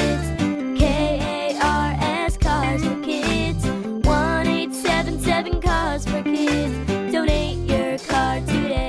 Hurry! It's your last chance to donate for 2025. Last chance! Donate now for a 2025 tax deduction. Finding great candidates to hire can be like, well, trying to find a needle in a haystack. Sure, you can post your job to some job board, but then all you can do is hope the right person comes along, which is why you should try ZipRecruiter for free at ziprecruiter.com/ESPN. ZipRecruiter doesn't depend on candidates finding you. It finds them for you. Its powerful technology identifies people with the right experience and actively invites them to apply to your job. You get qualified candidates fast. So while other companies might deliver a lot of hay, ZipRecruiter finds you what you're looking for. The needle in the haystack. See why 4 out of 5 employers who post a job on ZipRecruiter get a quality candidate within the first day. ZipRecruiter, the smartest way to hire. And right now, you can try ZipRecruiter for free. That's right, free at ZipRecruiter.com/ESPN. That's ZipRecruiter.com/ESPN. ZipRecruiter.com/ESPN. ZipRecruiter. At AT&T, we guarantee our network so you can talk college football with your BFF while taking Buster to the vet. Hey, yeah, I can't believe he ate the whole thing of chicken wings. And I can't believe we're staging a comeback. Touchdown! Yes! Staying connected matters. That's why in the rare event of a network outage, you'll automatically get a bill credit for a full day's service. For wireless downtime lasting 60 minutes or more caused by a single incident impacting 10 or more towers, must be connected to impacted tower at onset of outage. Restrictions and exclusions apply. See att.com/guarantee for full details. This is the story of the one. As an HVAC technician, he and his digital multimeter are in high demand. So when a noisy office HVAC turns out to be a failing blower motor, he doesn't break a sweat. With Grainger's easy-to-use website and product information, he selects the product he needs to keep everything humming right along. Call 1-800-GRAINGER, click Grainger.com, or just stop by. Grainger, for the ones who get it done.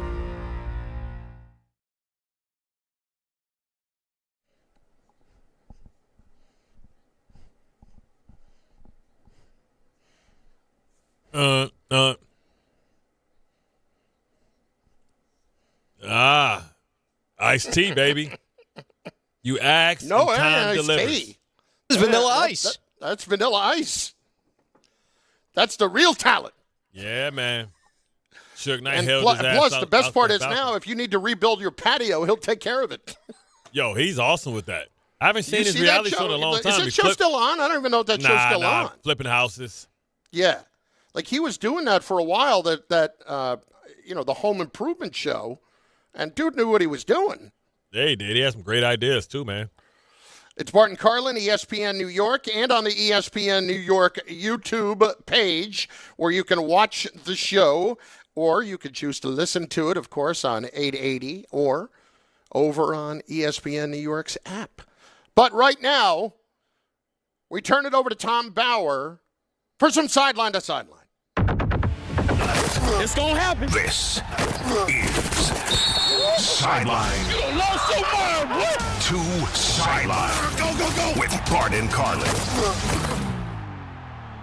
Gentlemen, there was a football game last night, and there is actually a lot to get into about this game. So I'm going to start here. The Detroit Lions, victors over the Dallas Cowboys 44-30.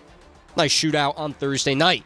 Amon-Ra St. Brown, he toughed out an injury in the Lions' W. Jahmyr Gibbs tied Barry Sanders' record for the most touchdowns in a player's career during their first 3 seasons. That's sure to be broken next week, probably. Starting here, Cowboys now 10th in the NFC at this point. They're not in control of their own destiny in terms of making the playoffs.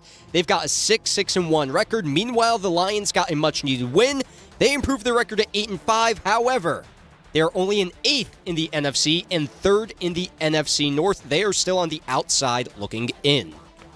I don't know about you. Can we start here? The CD Lamb moment had some Tua vibes to it, unfortunately. And he hit that head, yeah. Yeah, and he had the fencing with the hands. Yeah. That was really concerning to see. And so I'm wondering, what that's going to look like. I can't imagine he's going to be available soon. Well, the good thing is they play the Minnesota Vikings next, and their quarterback, they put up 3 points in the last 2 weeks. So I think they're good there. They have enough talent. The real issue and the real thing that came out of that was George Pickens and, Richard Sherman kind of going nuclear on him and talking about how his effort on certain plays was. That's something that he's, had to battle with before at the beginning of the season and last year for sure, coming off not running his routes full speed and then the ball coming to you and you're not ready, prepared to catch the ball. So here's where this isn't going to go well, and tell me if you agree. We have obviously seen the Cowboys handle contracts a certain way over the years. This does not feel like this is going to be one where they lock it in and automatically are going to hand him all that money when they've already paid it to CD Lamb and they've already, Dak's making what he's making. Why they paid Bland that, I have no idea. Because their corners it's were like getting they exposed. just made it look good, Yeah. They paid Bland and used some of that. They still got to worry about it in a year or so paying Quinnen Williams, but and they paid somebody right after they traded Bland. Parsons. Yeah, Bland. Was it Deron Bland or was Deron it anybody Bland. else? I It thought was somebody Bland else too. because Diggs was already paid, so they paid Bland $90 million. Right. You're right. So they got to try and get rid of Diggs. Diggs has been a bust ever since he got paid maybe 3 years ago, had the knee injury. So they got to clean some stuff up. But from what I'm hearing, they're not going to let Pickens walk away for nothing. They're probably going to franchise they'll tag franchise him. They'll franchise tag him and go from there. But you know how this is going to go. He's going to get pissy about it, and it's going to get more publicly contentious because it's what the Cowboys do. Well, he has nobody to blame but himself, and the thing is, under Dak, he's going to be able to get the opportunities to have the big plays and the big yardage. But he has to recognize that he's been cut from one team. He's been criticized for his current team, but his current team is his best chance in being able to put up the numbers that warrant him getting paid that type of money. But he has to take responsibility for, if nationally the conversation is that you played non-inspired and that, at times you take plays off, it's going to be hard for you to get that $30, $40 million that you think you're entitled to. Quite difficult. And that's what I do not understand is how they're going to get that. How he's going to get that. And you got to be smarter about how you're handling yourself. But we know somebody's going to say, hey, I can get it out of him. Just put him in our building, our culture. We'll get him. Wrong. So just for the record, going back on the CD Lamb of it all, he did go down with a concussion. No new updates on that. Also, it was revealed that Brian Branch, line safety, suffered a torn Achilles in the fourth quarter of last night's game, so that's going to be a huge blow for them. Yeah, that's their most important defensive player, not named Aiden Hutchinson. All that he does is the ability to play slot, nickel, corner, and also being physical at the top of the thing. I think Kirby's already hurt, so you talk about the Lions, it always comes down to their injuries when they get to the postseason. Last year, they had this defense was beat up more than anybody in the league, and now it seems like history is repeating itself. And this is a window that could be closing for them as well. They're already third. The good thing is the Green Bay Packers and the Bears play each other, so somebody has to lose, so it'll bring them closer to somebody. All right, Tommy. All right, so now taking a look at some quarterback updates for Sunday. I had two initially, but I now have a third, and this one comes from Rich Cimini. Backup quarterback for the Jets, Justin Fields, he reported knee soreness on Wednesday. He is out for Sunday per Aaron Glenn. Brady Cook is the QB2. How convenient. This is the type of stuff I'm talking about. He's not available to run the package plays. Yeah, but if he would have been healthy or he would have been a starter, he would have been able to play. But all of a sudden, you're going to report that your knee hurt. You just had a week off. Well, that's okay. It gives plenty of time for Brady to cook something up. See what I did there? I hope so. I like that. It's like the Uber Eats commercials. Like you keep telling me that football's trying to sell food, so they got a guy named CD Lamb. Yeah, I didn't think that was or a quarterback named Baker. I'm still focused on Tom's joke. It was like, okay. Yeah. Okay, thanks. I mean, I don't know if Brady. It's not you. It's just is Brady Cook worthy of even that yet? I'm trying something here. Okay, go ahead. At any rate, right. I don't want to stifle your creativity. Thank you. Now for some actual starting quarterbacks updates. The Commanders have upgraded Jaden Daniels to a full participant. That was at yesterday's practice. He's trending in the right direction to start Sunday at Minnesota. And speaking of Minnesota, J.J. McCarthy cleared concussion protocol yesterday. That is his final step in returning to the starting lineup in time for Sunday's game against the Commanders, per Adam Schefter. So what do you think this looks like with McCarthy here, Bart, the rest of this season? Will they punt on him if he continues to look, frankly, like not the guy? Bro, or will they have to ride that out further? It's crazy. I would tell Mac Jones that, hey, we're going to sign you to a 1-year prove-it deal, and you have a legitimate chance to come here and compete for the starting spot. I could be the Jets, and I could say to Mac Jones, you're going to be the starter. Yeah, but you're going to use a first-round draft pick because you got too many of them high. It may not be this year, but it's next year. If you go there and beat out there, you see how it propelled Daniel Jones. You see how it propelled Sam Darnold. Now, I could certainly if I'm arguing what the talent level is, there's not an argument. You have Justin Jefferson and Jordan Addison to throw to. And Hawkinson and an offensive-minded coach. Yes, that's a fair point. I'll shut up now. Next. All right, so now I'm looking ahead to Monday. Jalen Carter, he's going to be out for Monday's game versus the Chargers. He underwent a procedure this past Monday on both of his shoulders. He is undergoing treatment on both shoulders, considered week to week to return per Adam Schefter. Damn, I knew Tyler Booker was kicking his ass. I didn't know he was doing it like that. So that's why? Yeah, and threw his rotator. Why they got run over because his shoulders were bad? And knocked his rotator cuffs out. That's how bad he was kicking Jalen Carter's ass. He pancaked him about 3 times, too. Well, the good news... I was going to say, the good news... He looked bad. Tom, what's the good news? I'm interrupting you because you made fun of my joke, so it's a little payback there. Good news for the Eagles, though, is that, as we mentioned, the Cowboys, they're not looking so hot to make the postseason, so they can probably afford to have Jalen Carter sit a few weeks if they really wanted to. All right. The Eagles now, Bart, it's just by default. They're going to end up walking away with this. Yeah, but, they still got some tough games. It'll be interesting to see how they finish and how this offense look. Do they just win defensively or can they win offensively as well? Can they put the ball in the air? Can Saquon look like any reminiscence of itself from last year? All right, Tommy, next. So speaking of the Eagles, this isn't necessarily news with them yet, but Darius Slay, he's informed the Bills that he's contemplating retirement. He's not going to report to them after being claimed off the waivers. Keep in mind he was cut by the Steelers on Tuesday. Buffalo does have his rights for now. However, the rumor here is that he's going to try and wait things out to try and rejoin the Eagles, which, in my opinion, is a little bit of a manipulation of the system. Bro, I owe your rights. It ain't nothing you can do. And they cut you for a reason. You know what I mean? So what are we talking about? Hoping that somebody else gets hurt or somebody else comes off? You can't do that. If I'm the Bills, why would I ever relinquish your rights? You're going to have to give me something. And you can't make trades during the year because trade deadline's over with. So the only way he can choose his team if nobody claimed him, if he gets released by the Bills and lets the Eagles pick him up. Why would I do that? It's the offenses that are calling you big play Slay now. In other words, they're lighting you up. Oh, I like how you did that. Oh, thank you. You reversed. See, Tom, that's how you execute a joke. You took the Uno and you put a reverse card down. Yeah, that's right. Yeah, you know what? That was a lot better than mine. I'll give you that. All right, one more for you guys. The NFL and the NFLPA, they've agreed to a new model for selecting playing surfaces in stadium, one that will require teams to choose from an approved set of manufacturers and styles for both natural and synthetic fields. So in other words, both parties will have a say in what's going to happen between grass and turf surfaces.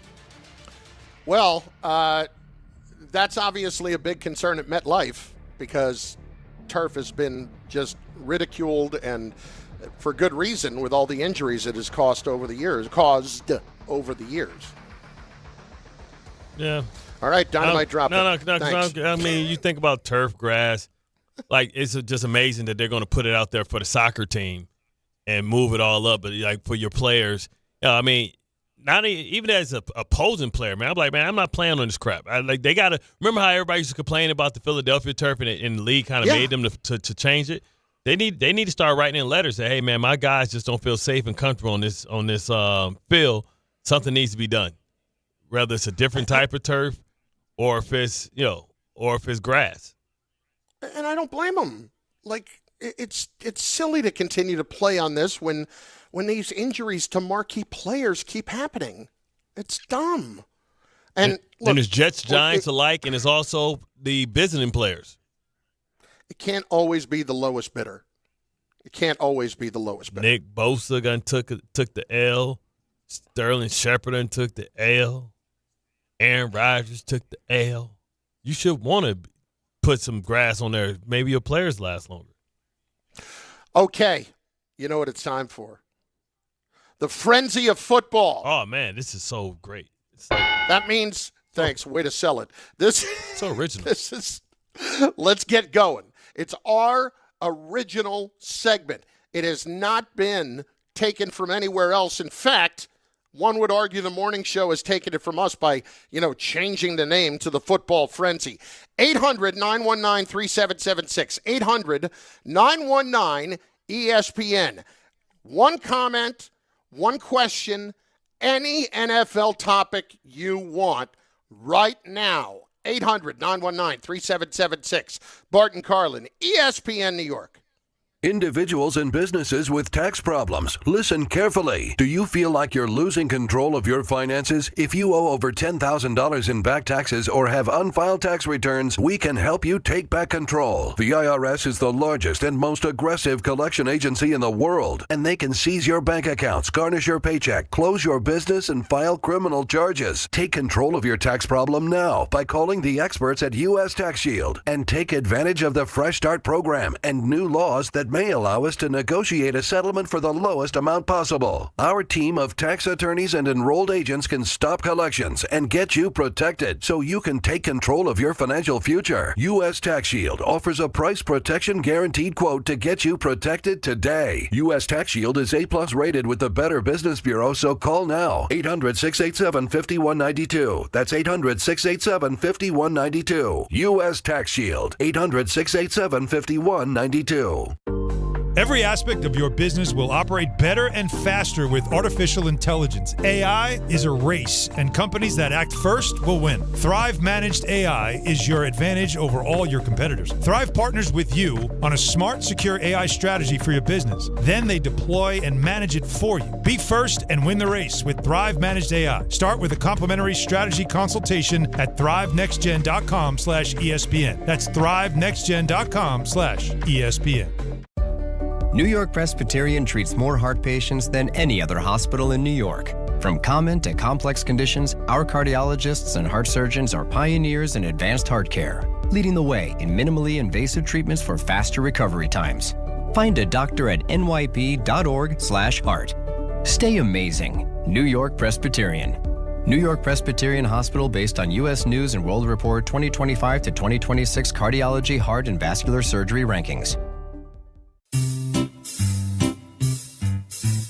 1-877 Cards for Kids. KARS Cards for Kids. 1-877 Cards for Kids. Donate your card today. 1-877 Cars for Kids. KARS Cars for Kids.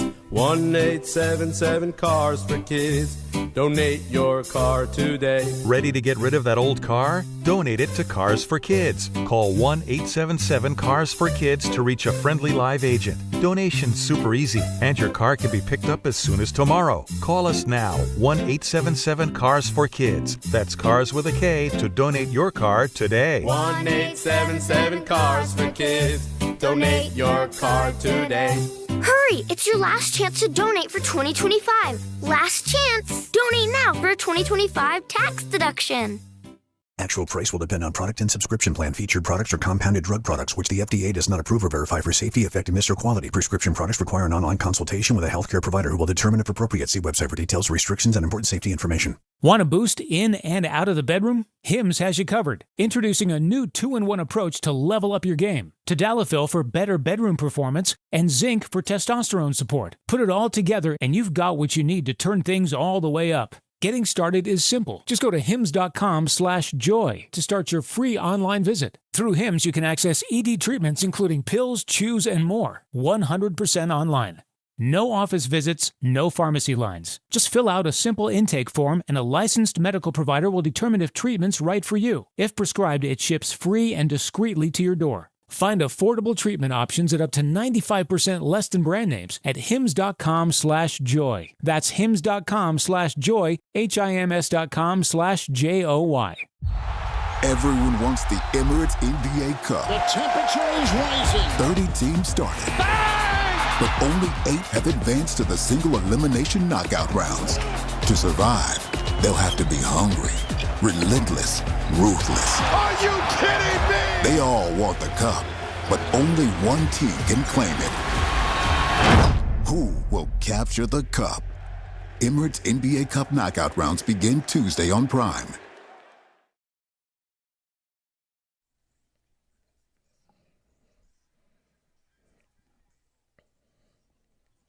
Ice, ice, baby.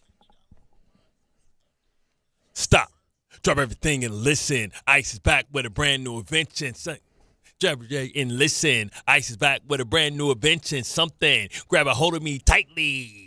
Hey. Why can't you Will it let ever stop? the people who are the geniuses at this do their work and not chew on the scenery and not make it about you? I don't know, man. That just make you sing. That make you spit it. Everybody remember, like, where you were at where Ice Baby came out. Yes, I was drunk at Muhlenberg College. You was raising a roof before it was a roof. Exactly. No, I was visiting a friend at Muhlenberg College the first time I heard that song. A friend. That's how old I am. Sure, a friend. Yeah, Carlin. It was my buddy. You went there hunting. No, it was my buddy Jack. And if I went hunting, it was a fruitless expedition. Did y'all used to? We used to have like I don't know why it's like 25-cent wings and like free beer all night. Like it was this place called Pinch Pennies where I was in Southern Illinois. I didn't drink beer. I've never drank beer before, but man, they used to go party hard. 25-cent wings and beer all night. Oh, we used to have this thing. They had a 25-cent wing and 25-cent beer night. Now the cup for the beer was basically a Dixie cup. It don't matter. Still, $4 for $1, baby. $4 for $1. I come in there with my. I'd have came in there with my. Well, if I drink, I'd have came there with my big gulp. Like here's $4. Here's $4. Here's $5. Here's $2. Give me 100 beers.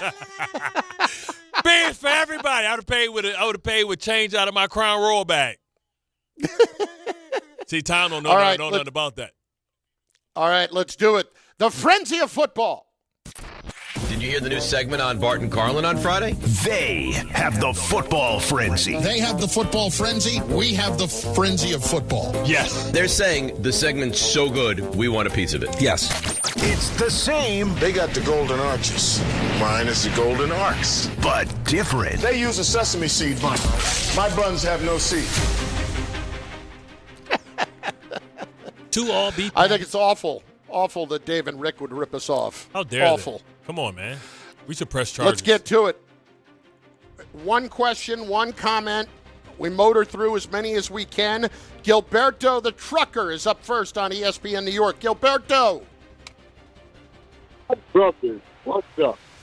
Carlin, what's up, big guy? Great job, man. Love the way you handled that narration of the Giants coach and the selection. My pick is still McCarthy or Gruden, but we'll see what happens.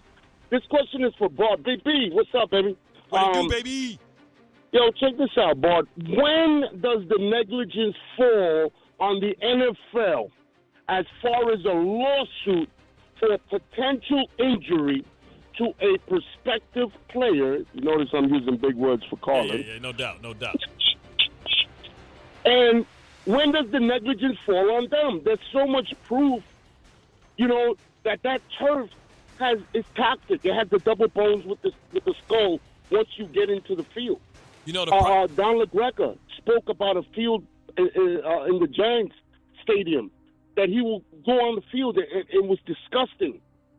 I mean, they would paint the field with green paint. Like, when does the negligence stop at the NFL where they could be liable for a lawsuit from not only one player but many players because all this could have been avoided? Well, here's the problem.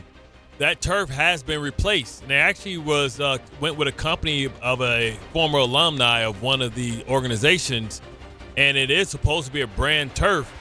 But it just so happens, man, maybe they need to bring Kyrie back with the rose course, and you need to sage the field because they have switched it out. Now the difference is, do you go synthetic or do you go regular natural grass? And the problem is they have so many events that they'll never do that. They're only doing that for the soccer tournament because the soccer team is allowing them to do it. The problem is you spent $2 billion for a stadium that didn't have any vision for what football would be and the possibilities of what you can do. Because a lot of these places, like it was a game just played, I believe, in Europe, and they dropped the floor below the ground and it comes over under ultraviolet lights and it grows underneath, and then when they need it, they pull it to the top. You spent $2 billion and you don't have that type of technology. When you talk about Houston, their field goes out in the sun and then comes back in when they draw it in. Same thing in Arizona.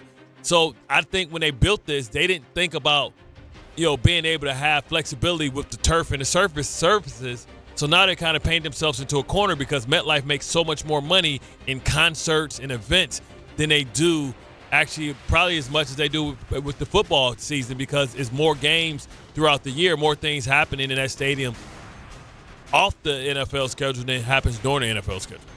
Ryan at Sleepy Hollow is up next on the Frenzy of Football. Ryan, what's up, brother? Hey, Carlin, this one's for you. Is this a deep wide receiver draft? Oh, I'm thinking like the Colts pick for the Jets. Is there any good wide receivers out there? Thank you. There are a few for sure. The one that right now is at the top of the list is Jordan Tyson, who is at Arizona State.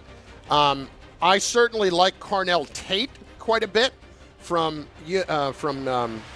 Ohio State. Yep. Bart, my guy is Mekhi Lemon at USC.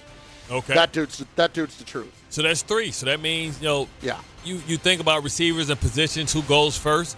He may be there late in the draft if the Jets decide to do that. It looks like the Colts are going in the wrong direction. That pick gets better and better every single day.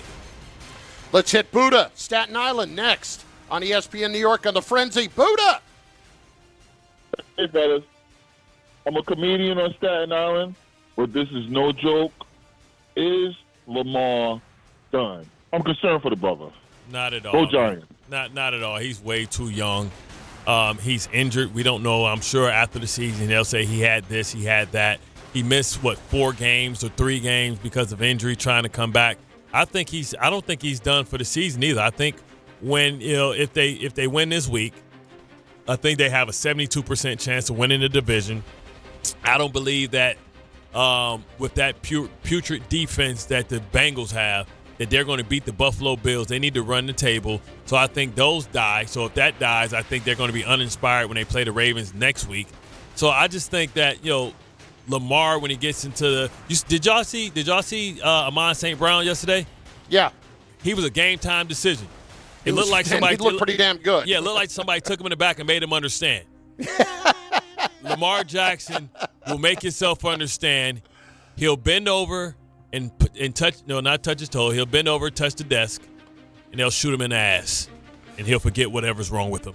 And he'll have surgery afterwards or something like that because that's usually what happens. We can mask the pain, but we don't – see, this is the thing. Like when I shot myself up for the toe, my ankle, when we went to our second run for the AFC Championship, the first shot you get is great. The second one, it starts to wear off and your body don't react to it. So Lamar's saving it. He's hoping he can get as healthy as he can, trying to win games without putting himself at risk. When the season is on the line, Lamar Jackson will be Action Jackson. All right, Anthony, Connecticut, next on the football on the Frenzy of Football. I'm not doing what those hacks in the morning do. What's up, Anthony? Knowing the resources they have available to them, should Jets fans be watching Francisco Mendoza this weekend against Ohio State, thinking that's going to be their QB next year? Fernando, first of all, listen, you watch with interest for sure. I don't think, as we heard from Rich Cimini this morning, that it is any lock whatsoever that he is going to be their guy and that the Jets are going to draft a quarterback this year. But, yes, of course you watch. I mean, I think, you got Ty Simpson. I just don't know if they do it this year. Why rush the process if it's not a slam dunk?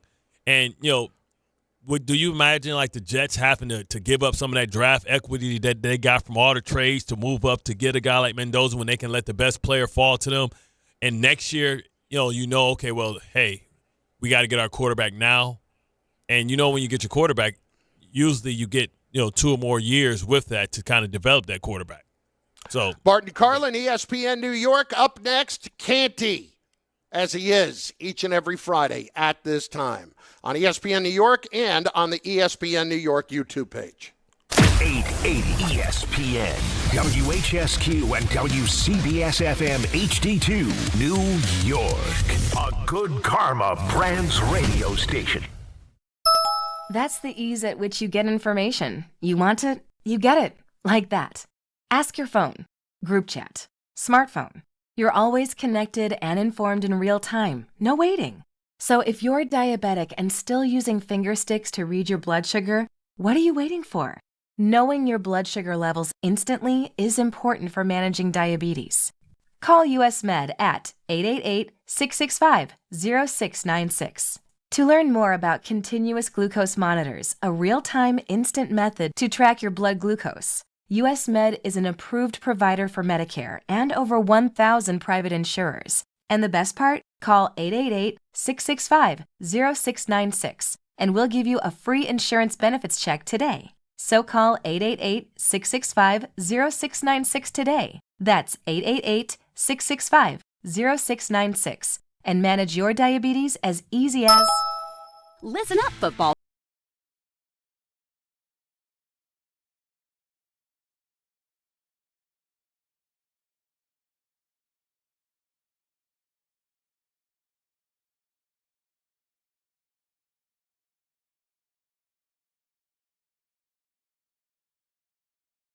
Never ordinary at Bet365. Gambling problem? Call 1-800-GAMBLER. 21 plus only. Must be physically located in New Jersey. T&Cs apply. In-app only.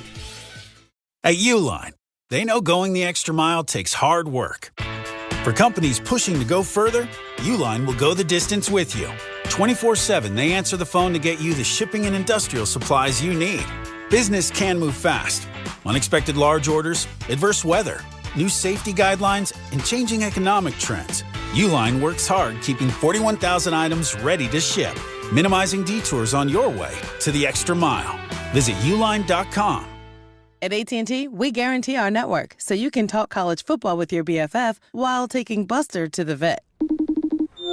Hey, yeah, I can't believe he ate the whole thing of chicken wings. And I can't believe we're staging a comeback. Touchdown! Yes!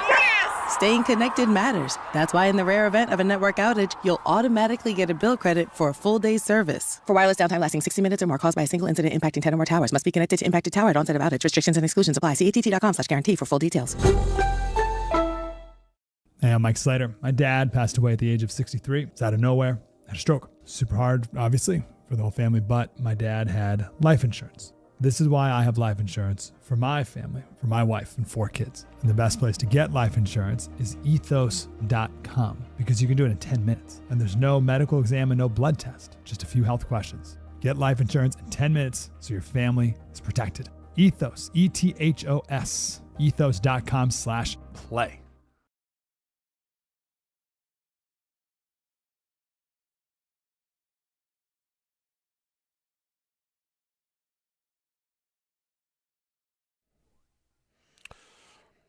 You want insight? You get insight because we bring it to you.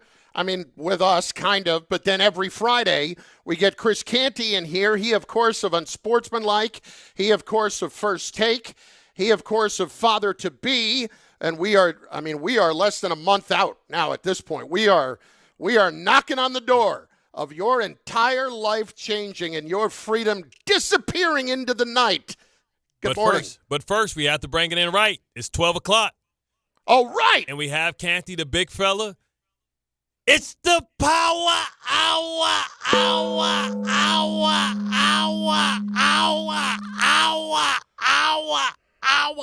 And we're going to have to bring the baby back home in a chinchilla bassinet. That's how cold it is outside. Canty. Let me tell you something. If you dress that baby up in a chinchilla to leave the hospital, that would be an all-time move. That would be great. Fur booties. Well, listen, the fact that Bart Scott is bringing it up means that Bart Scott must be getting it for us. Bart Scott, the other godfather for baby Canty, the fact that he says he needs to come home from the hospital in a chinchilla onesie, that means Bart Scott is volunteering it. That's what I'm hearing. I'm efforting it. You know what I'm saying? Trying to get the mix, you know what I'm saying? I figured, but you and Mel, I figure I probably should get a size 2T for the kid, even though he's a newborn. I tell you, between all of the gifts that Bart Scott bought us for the baby shower and all of the Christmas gifts that we got rolling into the house, my crib looks like an Amazon shipping center. It's wild how many boxes are in here. I can't believe a kid that hadn't even gotten here has so much stuff. Hey, man, it's a well, king of I mean, that's good because it's also good because I haven't sent you anything yet. So there you go. Yeah, exactly. I just know how much room you've had. I didn't know that. The only thing you sent me, Carlin, is regrets that you couldn't make it to my baby shower because you wanted to get your damn couch in your house. It's the only thing you sent me. And there ain't no regret on my part because that couch is, I'll tell you, that has send Carlin some shellfish. It's made me feel very comfortable at home. Send Carlin some shellfish for Christmas. There you go. Canty, there you go. Canty, I'm in New Orleans. Bart is, of course, back at the studio. And I just want to start here. And I started having this thought this morning, and you can call me an idiot if you must. And just by even bringing that up, I'm suggesting that you do it. But from the defiance of Jackson Dart following Monday night's game to what every coach in and out of football right now is saying about what he needs to do, including somebody like Mike McCarthy, who is available to be a head coach. Is it actually possible that if Dart takes another hit this season that costs him some more time, that takes away from the attractiveness of the Giants' job as a good head coaching job, because you now have a quarterback who is stubborn and not learning and borderline defiant and not wanting to get out of the way of unnecessary hits? Well, big fella, the way you frame it, it sounds like you think it will. And I'll say this. I'm suggesting that it could. I'd rather have talent than not, especially at the quarterback position. And when you look at the Giants roster, there's a lot to like. Jackson Dart has a hell of a lot of talent, right? You got an offensive line that played a lot better than the offensive lines of Giants teams over the past decade. You have Malik Neighbors coming back from injury. You have Cam Scatterbo coming back from injury. You have some pass rushers on the defensive side of the ball. You got a guy that was once an all-pro defensive tackle in Dexter Lawrence. There's a lot to work with the New York Giants. So I don't see it the same way you do. I mean, based on how the team is trending, you're going to have a top 10 pick. I think that the Giants are a blank slate. I think the bigger question is what Joe Shane means to the attractiveness of the Giants' job rather than the quarterback play that you've gotten from Jackson Dart and his unwillingness to slide and avoid big hits.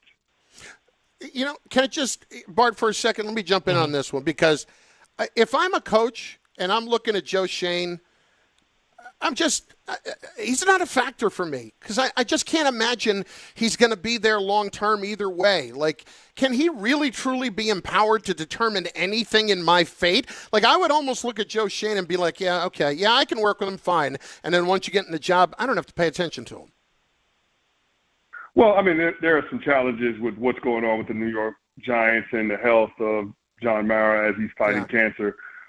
So when it comes to the leadership of the organization, there's a reason why they retained Joe Shane to help shepherd the franchise through a coaching surge and all of the things that need to happen, you know, with the infrastructure to support the young franchise quarterback and a really good draft class that the New York Giants have been able to put together. So I think the Joe Shane of it all is fascinating, right?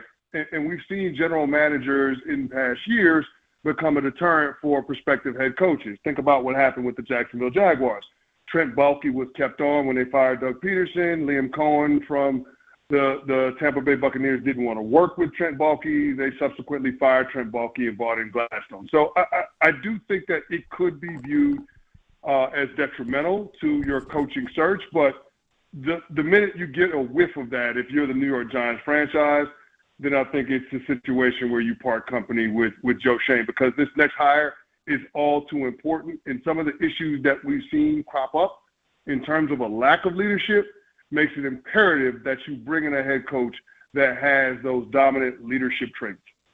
Now, when we talk about the defensive side of the ball and we talk about the lack of productivity and performance, the second highest paid defense in the NFL. How do you trim the fat? And if so, who got to go? Well, I mean, Bart, you already saw who got to go. It's Shane Bowen. You got rid of the defensive coordinator. I'm talking about firing players. Well, Bart, before I can even get there, I got to know who's going to be coaching them. Okay. Like, what's the system going to be? What's the scheme going to be? What's your football philosophy going to be? So before we can even get to that, you got to settle in on who's the right fit for the overall direction of the team, right? I think that's the thing that you got to focus on. And I do think a part of what can inform what direction the franchise needs to go in from a coaching standpoint can be shaped by the final month of the season, right? Coming off of the bye week, you got a 4-game sample size. The goal for Mike Kafka, the interim head coach, should be for the Giants to try to go 4-0 down the stretch. Now, we know that that's more – it's highly unlikely, but, I mean, you do have games against the Washington Commanders at home, the Minnesota Vikings at home, on the road against the Las Vegas Raiders, and then you finish up with the Dallas Cowboys. I mean, none of those teams have a winning record. So it's a scenario where if you're the New York Giants, go out there and try to build some momentum. Go out there and try to form an identity that you feel like you can anchor on in terms of being able to build up future successes. So, the Giants have an opportunity. There is something to play for. And certainly I think what you see, the sports character of the players that you still have on this roster could inform, what you need to do and who needs to be around for the rebuild. Chris Canty with us in Sportsmanlike Monday through Friday, ESPN Radio with Evan Cohen and Michelle Smallman, also on ESPN2, and, of course, on First Take. Philosophically, Chris, let me ask you this. Defensive coordinators that you've played for in your life and what you think is out there now, kind of in how you were answering that question. How many guys still get too caught up in running whatever their system is versus running whatever is best for the personnel that they have? Well, I mean, listen, everybody in this business has an ego. It's hard to be good enough to coach in the NFL or to play in the NFL without one. That said, I do think, you got to be honest about what your personnel can and cannot do. Bart will tell you this, any good coach believes in players first, then plays. But there are some coaches that have a certain level of arrogance about them that, believe that the way that they were brought up in the business, the way that they were taught the game of football is not only the right way, but it's the only way. And they can only coach players that fit their X's and O's or their fit their particular type. And so I think that the challenge for the New York Giants is finding the right head coach for all 53 and not just focusing in on a head coach that's going to be good for Jackson Dart. Finding a defensive coordinator that's going to be good for all of the players on that unit, not just for Abdul Carter and Brian Burns. So I think those are going to be some of the things that you look at as the Giants go through their coaching search. Somebody that's a good communicator, somebody that's a great leader, somebody that's adaptable. I think those are traits that you're hoping that the next Giants head coach has. Now, I just want to kind of go over to the other side of town and go to the Jets. You've been optimistic about Aaron Glenn and the job he was doing and seeing the incremental improvements that the team was making, even at points where we weren't seeing it. How are you assessing the Jets, their moves, Muji's job and what he's done, and the job and the culture that Aaron Glenn is trying to build?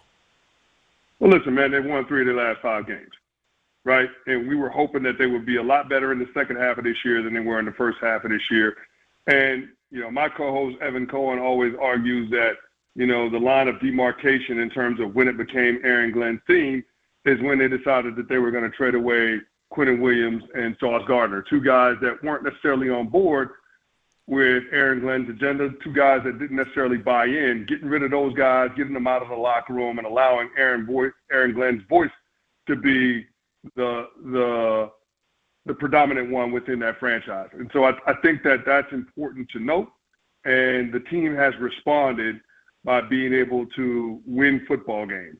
And that's what Jets fans want. They want to make sure that when they turn on the TV every Sunday, it's not the laughingstock of the NFL. Aaron Glenn said that he was putting together a team that Jets fans can be proud of. I do believe that he's well on his way with doing that.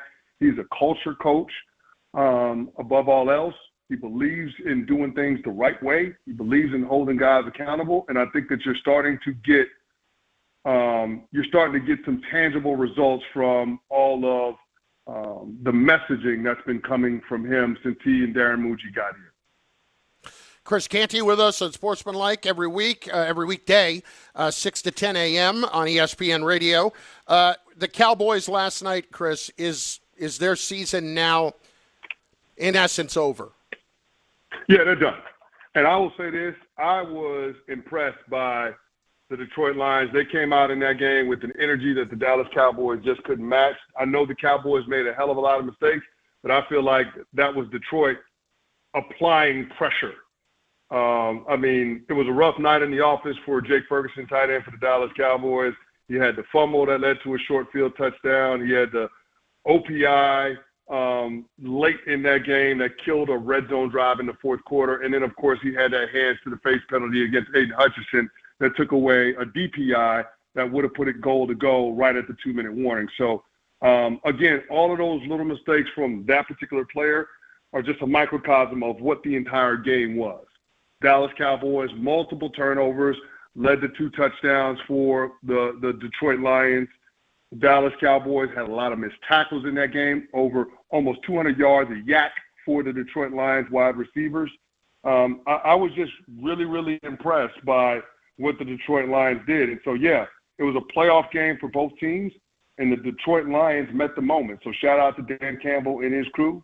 This is what they do, coming off of a loss. They win football games. They've done that the last 15 outings after a loss, and so it's more of the same. So came away from that game, I think the headline is more about the Detroit Lions than it is the Dallas Cowboys.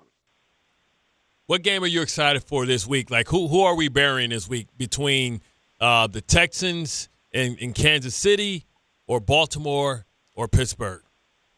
It's interesting that you brought up those games. They're not on the board for me in terms of the ones that I'm most excited for. You know the game that I'm most excited to see, Bart Scott? What's that? It's Joe Burrow and the Cincinnati Bengals paying a visit to Orchard Park to take on the Buffalo Bills. You think they ready? You think he's ready? Fascinated by that game. I am fascinated by that game. And it's a weird line. It's the Bills 5.5-point favorites. But I'll tell you, man, when it comes to dominant phases of the football team, the Cincinnati Bengals offense is one of the most dominant phases of a football team that we have in the NFL. Yeah. And with Joey B as your trigger man, knowing that Joey B has never lost head-to-head to Josh Allen, I think that is fascinating. It's fascinating for the teams, for the quarterbacks, for the head coaches when it comes to job security. I just think there are a lot of different angles in that game that make it a really, really intriguing matchup. Is when you think about that game, is this sneaky that if the Bills don't grow right and it kind of falters off, is it a possibility that they can move on from Sean McDermott? Because the window would be essentially closed. Bart, if you got the reigning defending MVP and you're talking about a year where Lamar Jackson misses a month of the season, Patrick Mahomes doesn't have a winning record. Doesn't have a winning record in December, and Joe Burrow has missed multiple months of the season. If you have that kind of year, and your team can't get in the dance, it's an indictment on the entire organization. And then, oh, by the way, you're looking up in your division at the New England Patriots, who might have this year's MVP and who might have this year's Coach of the Year. So long. For the majority of the Sean McDermott, Josh Allen tenure with the Buffalo Bills, they looked across the opposite sideline and said, we got a better head coach and quarterback tandem. Moving forward, that won't be the case with the New England Patriots. So, if you're at Buffalo, you got to make some assessments if your team doesn't get into the dance about where you go from here. And that where you go could mean getting in a new head coach that can try to get more from what Josh Allen is bringing to the table. Last one for me, Chris. We found out that the Bears might be for real last week. I still think it might have been more about the Eagles, even though they ran over them. What are we going to find out Sunday about the Bears with the Packers? Man, you know what the interesting thing about the Green Bay Packers is? I'm trying to figure out if they're a good team or are they just good against the Lions and NFC North opponents. I don't know the answer to that. Are they a good team? Or do they just dominate the NFC North? I think that's what we're going to learn. I feel like the Chicago Bears, based on what I saw on Black Friday, might be the team with the highest floor. They're not asking Caleb Williams to go out and win games for them. They're just asking the quarterback not to lose them. And you're seeing them lean into the run game. That offensive line, specifically the interior trio, the guard, center, guard trio, really take control of football games. They shorten the game unlike anybody else because they're going to run the football. And then their defense is opportunistic, stealing extra possessions and creating short fields for their offense. Think about this. The Chicago Bears have 3 of the top 5 players when it comes to interceptions this season. That's insane. They got a safety, a corner, and a linebacker, all in the top 5 when it comes to interceptions. They create extra possessions, and then their offense is the best in the league at being able to cash in on them. They got the second most points off of turnovers, and they're tops in points off of turnover margin. So what that tells me is they're a well-coached team. They've got the poise to execute in the critical moments, as evidenced by the 5 fourth-quarter comebacks. And you got a quarterback in Caleb Williams that's led 5 game-winning drives. So there's a lot to like in terms of how the Chicago Bears play. I know what the baseline for them is. I have no idea what the baseline is for the Green Bay Packers, and that's because we get maybe the greatest degree of variance for Jordan Love than of any other quarterback in the league. Is the Bears' defense lucky or good, though? And can those turnovers be sustainable? Bart, when you got 26 takeaways going into the month of December, I'd say that's more good than lucky. The ball ain't going to bounce your way 26 takeaways, guys? See, this is the thing we've been arguing, though, Chris. Is it just a random anomaly, you know? It's not an anomaly. When you have that, see, there are years where teams can have, they can be ranking at the top of the league in takeaways and that kind of thing. But the volume of takeaways, like 26 takeaways, is telling me that they are preaching ball disruption on the defensive side of the ball for the Chicago Bears.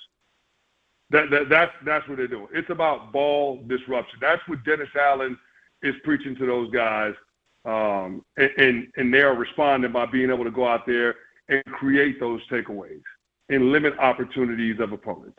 Like, to me, that's coaching more than it is luck. You're the best, Canty. Are we getting nervous? Seriously, we're like 3 weeks out now. What are we at here? We're more excited than nervous. We've got a good game plan. We got a good coaching staff. It's just about me going out there and executing my job and starring in my role. Like, it ain't about me, Carlin. It's about the wife and the Bambino. I'm just like, I'm a supporting actor, so I just got to make sure that I do everything to support them. My wife got so mad because I was eating steak in there because she couldn't eat nothing but ice chips. And then when the baby was coming, I was playing Salt and Pepper, I'll push it. She wanted to kick my ass, and she forgot how much pain she was in. What are you doing? What are you eating steak in the What are you doing, Bart? Bro, having a baby can be hurry up and wait. You know what I'm saying? It was damn near 20 hours. I understand that, Bart, but eating the steak. Hey, if I took it out the room, what if something happened? If I take it somewhere else and go to the lunchroom, something could happen. She better taste that aroma. Boy. She got to taste that aroma. Canty, listen, when it comes to babies, and I don't know nothing about it, but I'm assuming I could paraphrase the great Mike Tyson here when I say everybody's got a plan until they get peed in the face. Another important thing, Chris. That's a fact. Another important thing, Chris. Save the placenta and put it in the life bank so that if the baby ever needs some stem cells or something, he can use his own placenta. And every kid you have after that, because y'all have the same DNA, can use the stem cells from their placenta if they have any diseases or anything that happens. They can get blood and stuff from the placenta. This turned serious and political at the same time. Is this the Bart Scott medical moment? Is this the Bart Scott every once in a while I can get serious. Okay. All right. I appreciate the sage advice, Bart. Yeah. Thank you very kindly. Carlin, good luck calling the game. that nobody wants to see the winner in the college football playoff. I don't know, man. You got two tremendous offenses. I'm interested in seeing it tonight, but we'll see. Canty, all right. We'll talk to you next week. We appreciate it, brother. All right, boys. Bart Scott, Stem Cell Research, next. Bart Carlin, ESPN New York. Are you ready to make a difference for the environment while helping the visually impaired at the same time? Then donate your vehicle to Heritage for the Blind today by calling 1-800-983-6530. Every donated vehicle will either be properly recycled in an eco-friendly manner or given a new life through reuse. Donating your vehicle is easy. Simply call 1-800-983-6530 and Heritage for the Blind will do the rest. They'll even arrange for your vehicle to be picked up at no cost to you. And for a limited time, when you donate your car, you'll receive a $200 restaurant voucher and a 2-night, 3-day hotel stay at one of 50 locations. Call 1-800-983-6530 right now to schedule your vehicle donation and make a positive impact on the environment while helping others. Heritage for the Blind, where every car donation counts and every person makes a difference. Call 1-800-983-6530 now. This advertisement is paid for by Heritage for the Blind. New York Presbyterian treats more heart patients than any other hospital in New York. From common to complex conditions, our cardiologists and heart surgeons are pioneers in advanced heart care, leading the way in minimally invasive treatments for faster recovery times. Find a doctor at nyp.org/heart. Stay amazing. New York Presbyterian. New York Presbyterian Hospital based on U.S. News and World Report 2025 to 2026 Cardiology, Heart, and Vascular Surgery Rankings. 1-877 Cars for Kids. KARS Cars for Kids. 1-877 Cars for Kids. Donate your car today. 1-877 Cars for Kids. Donate your car today. Ready to get rid of that old car? Donate it to Cars for Kids. Call 1-877-CARS-FOR-KIDS to reach a friendly live agent. Donation's super easy, and your car can be picked up as soon as tomorrow. Call us now, 1-877-CARS-FOR-KIDS. That's Cars with a K to donate your car today. 1-877 Cars for Kids. KARS Cars for Kids. KARS Cars for Kids. 1-877 Cars for Kids. Donate your car today. Hurry! It's our last chance to donate for 2025. I know that hiring can be challenging. You sort through tons of resumes and you get too many so-so applicants. You're just waiting for someone to match your role perfectly. Well, now, there's a place where you can meet them fast. ZipRecruiter. Need to hire right away. Start your search for strong candidates. The right fit awaits. Build your team. Build it sooner. Meet your match on ZipRecruiter. Just head to ZipRecruiter.com/ESPN right now to try it for free, and you're on your way to meeting your match. 4 out of 5 employers who post on ZipRecruiter get a quality candidate within the first day. So try it now. Go to ZipRecruiter.com/ESPN. Once again, that's ZipRecruiter.com/ESPN. Meet your match on ZipRecruiter. Try it free. Some people just know you can save money on car insurance by checking Allstate first. Like you know to check the weather first, before wearing face paint to the game. Bro, your Go Cats is dripping into your nachos. Oh, and now paint is in my eyes. Interception! Did you see that? No! Yeah, checking first is smart. So check Allstate first and see what you could save. You're in good hands with Allstate. Potential savings vary, including based on how you buy, subject to terms, conditions, and availability. Allstate North American Insurance Company and affiliates, Northbrook, Illinois. With Target, gifting has never been easier. This Saturday and Sunday, Target gift cards are 10% off with Target Circle. Treat everyone on your list to something you know they'll love. Gift cards for the trendsetters, the techies, the fashionistas, the foodies, and even yourself. The perfect time to save is now. This deal is a yearly fave, so hurry. Get more gifting for your buck and save 10% on Target gift cards with Target Circle for 2 days only. Only at Target. Restrictions apply.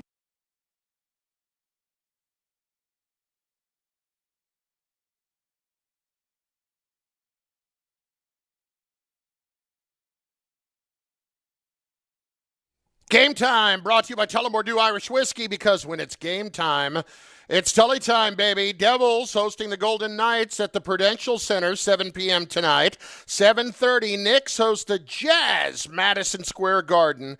Coverage begins at 7 p.m. right here on 880 ESPN.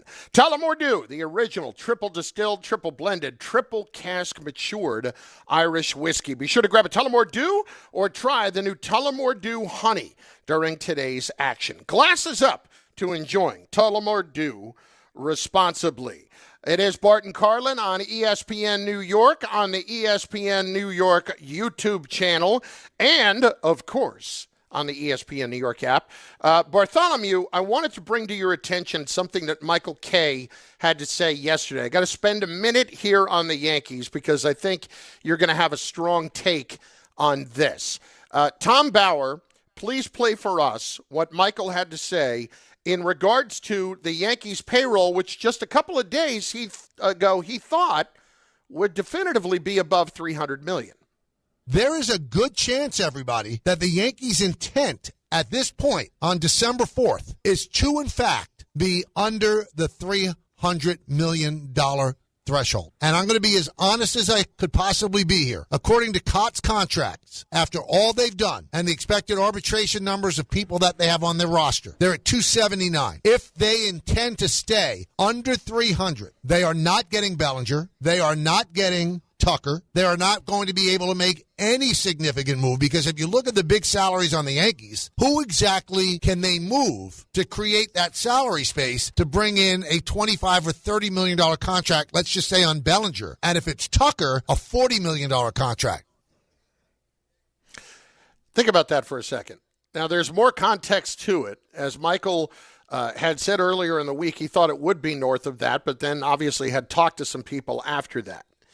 So now we want to stay under $300 million. I'm going back to what Hal Steinbrenner said last week, that, hey, for anybody who thinks we're making $750 million in revenues, don't believe everything you read, and we've got to pay out, $100 million a year to the city and all this stuff, okay? Bart, the problem is not the number. The problem is how the resources have been used.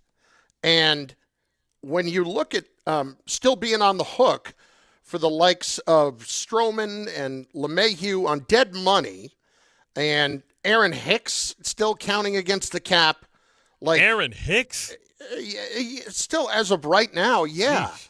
Like, it's still counting. It's not the active roster, but it's, right. That still counts against the number, according to how I read it this morning on Cots. They're just examples of how poorly they have spent the money. So is it the money, or is it the guy who continues to spend the money that way? If he doesn't want to go and be the Dodgers, I understand it, because the Dodgers do have a decided advantage in having Ohtani, an entire another worldwide market available to them in terms of selling merchandise, right?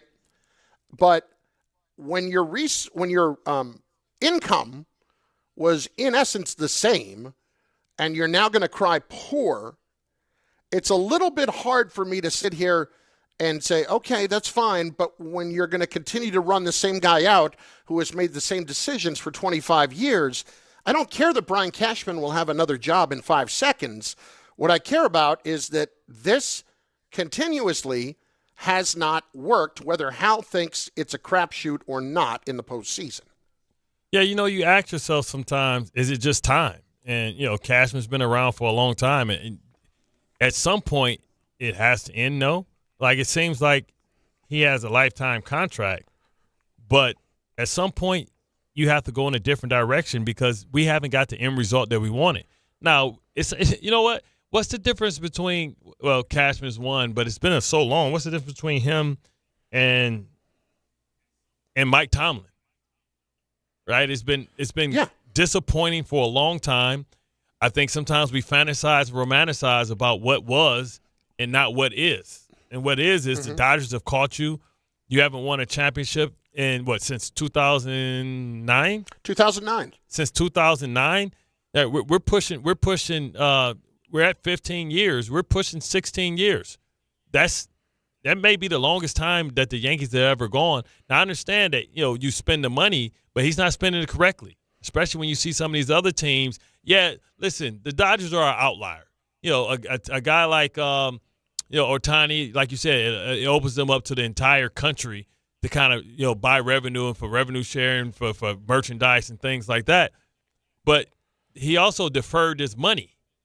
Like, unless you're the Yankees and you're able to get somebody to defer the money, you can't just spend at the same level as the Dodgers, because they have special contracts that almost anybody in the league don't even have.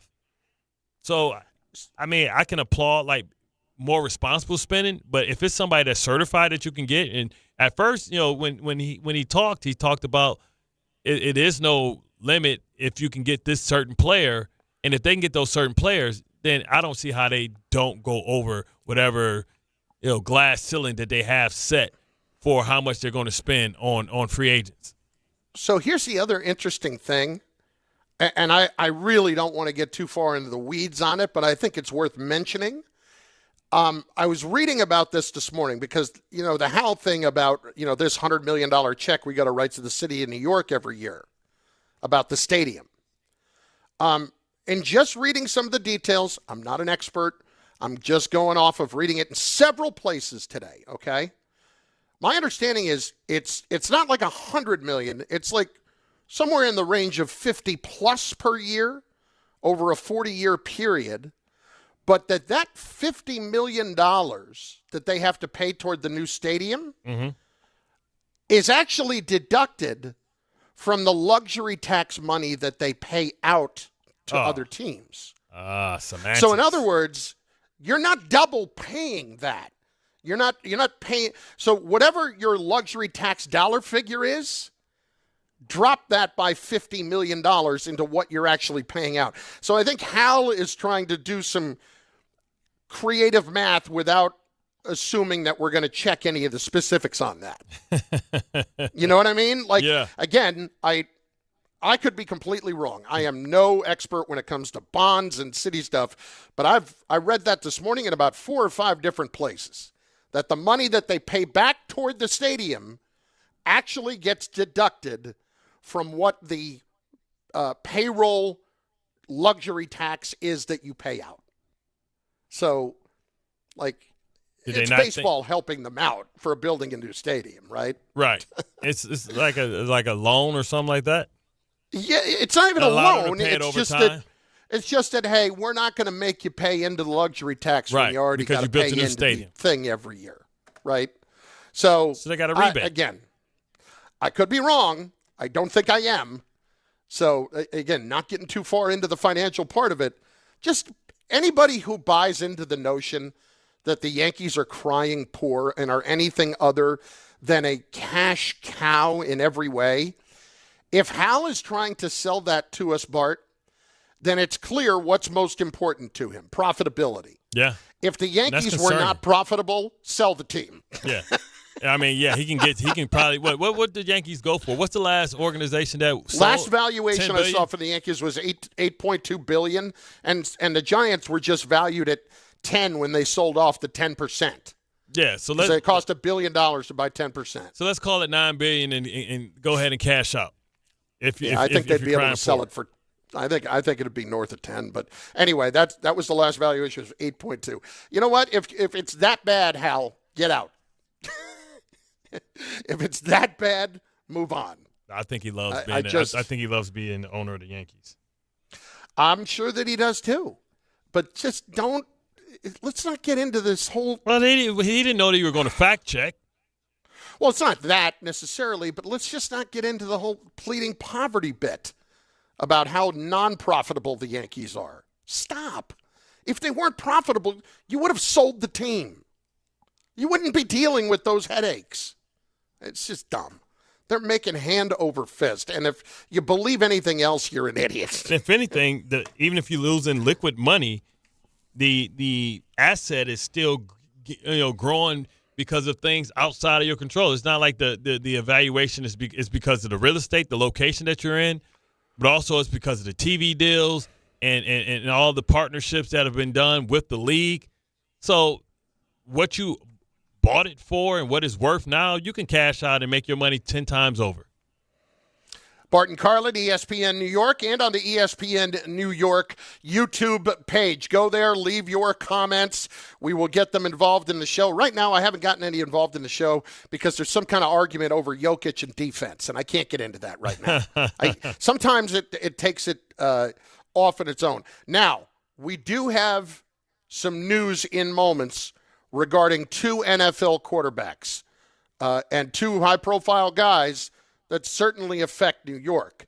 We will tell you what that is in moments on ESPN New York. Actual price will depend on product and subscription plan. Featured products are compounded drug products, which the FDA does not approve or verify for safety, effectiveness, or quality. Prescription products require an online consultation with a healthcare provider who will determine if appropriate. See website for details, restrictions, and important safety information. Want a boost in and out of the bedroom? Hims has you covered. Introducing a new 2-in-1 approach to level up your game. Tadalafil for better bedroom performance and zinc for testosterone support. Put it all together and you've got what you need to turn things all the way up. Getting started is simple. Just go to hims.com/joy to start your free online visit. Through Hims, you can access ED treatments including pills, chews, and more. 100% online. No office visits, no pharmacy lines. Just fill out a simple intake form and a licensed medical provider will determine if treatment's right for you. If prescribed, it ships free and discreetly to your door. Find affordable treatment options at up to 95% less than brand names at hims.com/joy. That's hims.com/joy, HIMS.com/JOY.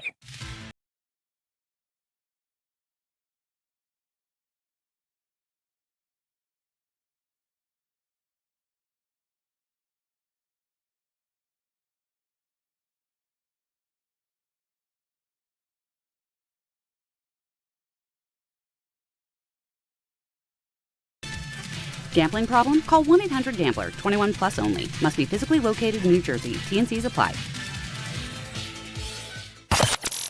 It's Championship Saturday, and the Wiz has you covered. Number 1 Ohio State takes on number 2 Indiana in a Big Ten showdown. Plus, SEC powerhouses collide when Georgia takes on Alabama. Join one of the nation's top sports betting analysts, Joe Wiz, on the Fine Line Saturday at 8 a.m. In college hoops, St. John's takes on Ole Miss at the Garden. And in the NFL, it's do or die for Kansas City as they host the Texans. Follow the Wiz on Instagram at Joe Wiz Sports. It's the best bet in town. The Fine Line with the Wiz, Saturday morning at 8. Be ready to win.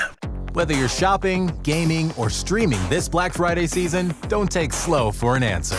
Get Optimum Fiber for the fastest, most reliable, and most consistent internet speeds. Starting at $25 a month. Call 888-4OPTIMUM or visit Optimum.com to switch. Act now and get a full year of Netflix, an unlimited mobile line, a $400 prepaid card, and more, all on us. Call 888-4OPTIMUM or visit Optimum.com today. Optimum, don't take slow for an answer. Terms apply. See Optimum.com for details. At Uline, they know firsthand the road to success is an uphill climb. Uline started in the family basement and through hard work is now North America's most trusted shipping and industrial supplier. They get what it means to have the support of reliable, hardworking partners. So they keep 41,000 items ready to ship. Whether your company is still in a basement office or expanding cross-country, Uline will be there on your road to success. Visit uline.com. Dave Rothenberg here to tell you about my friends at Bathfitter. They converted my kid's bath to a shower and did an incredible job. They offer custom bath renovations, including their unique PermaFit solution for a watertight fit, and it's done in just one day. It's durable and easy to clean with no demo or mess and a lower cost than a standard replacement. Take advantage of the biggest sale of the entire year. Save up to $800 on a complete Bathfitter system. See their website or call for details and start designing your bath today at bathfitter.com. Out here, days are getting a little cooler, and mornings are starting with a few more layers. It's the season for more time at the grill, more feed for your animals. Heaters burn late into the night, and the woods start calling your name. We appreciate hard-working hands, shared moments, and love for our land. That's why season after season, we're here for your life out here. Tractor Supply. This college football moment is brought to you by ServPro. College football teams have moments they recovered from and made it like it never even happened. Like on September 24, 2016, when Tulsa found themselves down 31-0 to Fresno State. With 10 minutes left in the second quarter, Tulsa fought back to tie the game at 41. And then won 48-41 in double overtime. Serve Pro, like it never even happened. ESPN New York is throwing a holiday party you don't want to miss. Join us Friday, December 12th at your mother's house in Garden City Park. We'll be broadcasting the Michael K. Show live from 1 to 3, followed by Don, Hahn, and Rosenberg from 3 to 7, all while supporting a great cause. Bring a toy to benefit the Garden of Dreams Foundation and help make the season brighter for local kids in need. It's the ESPN New York Holiday Party, Friday, December 12th, brought to you by Spiked Aid, Security Dodge, Amazon Pickup, and ESPN New York.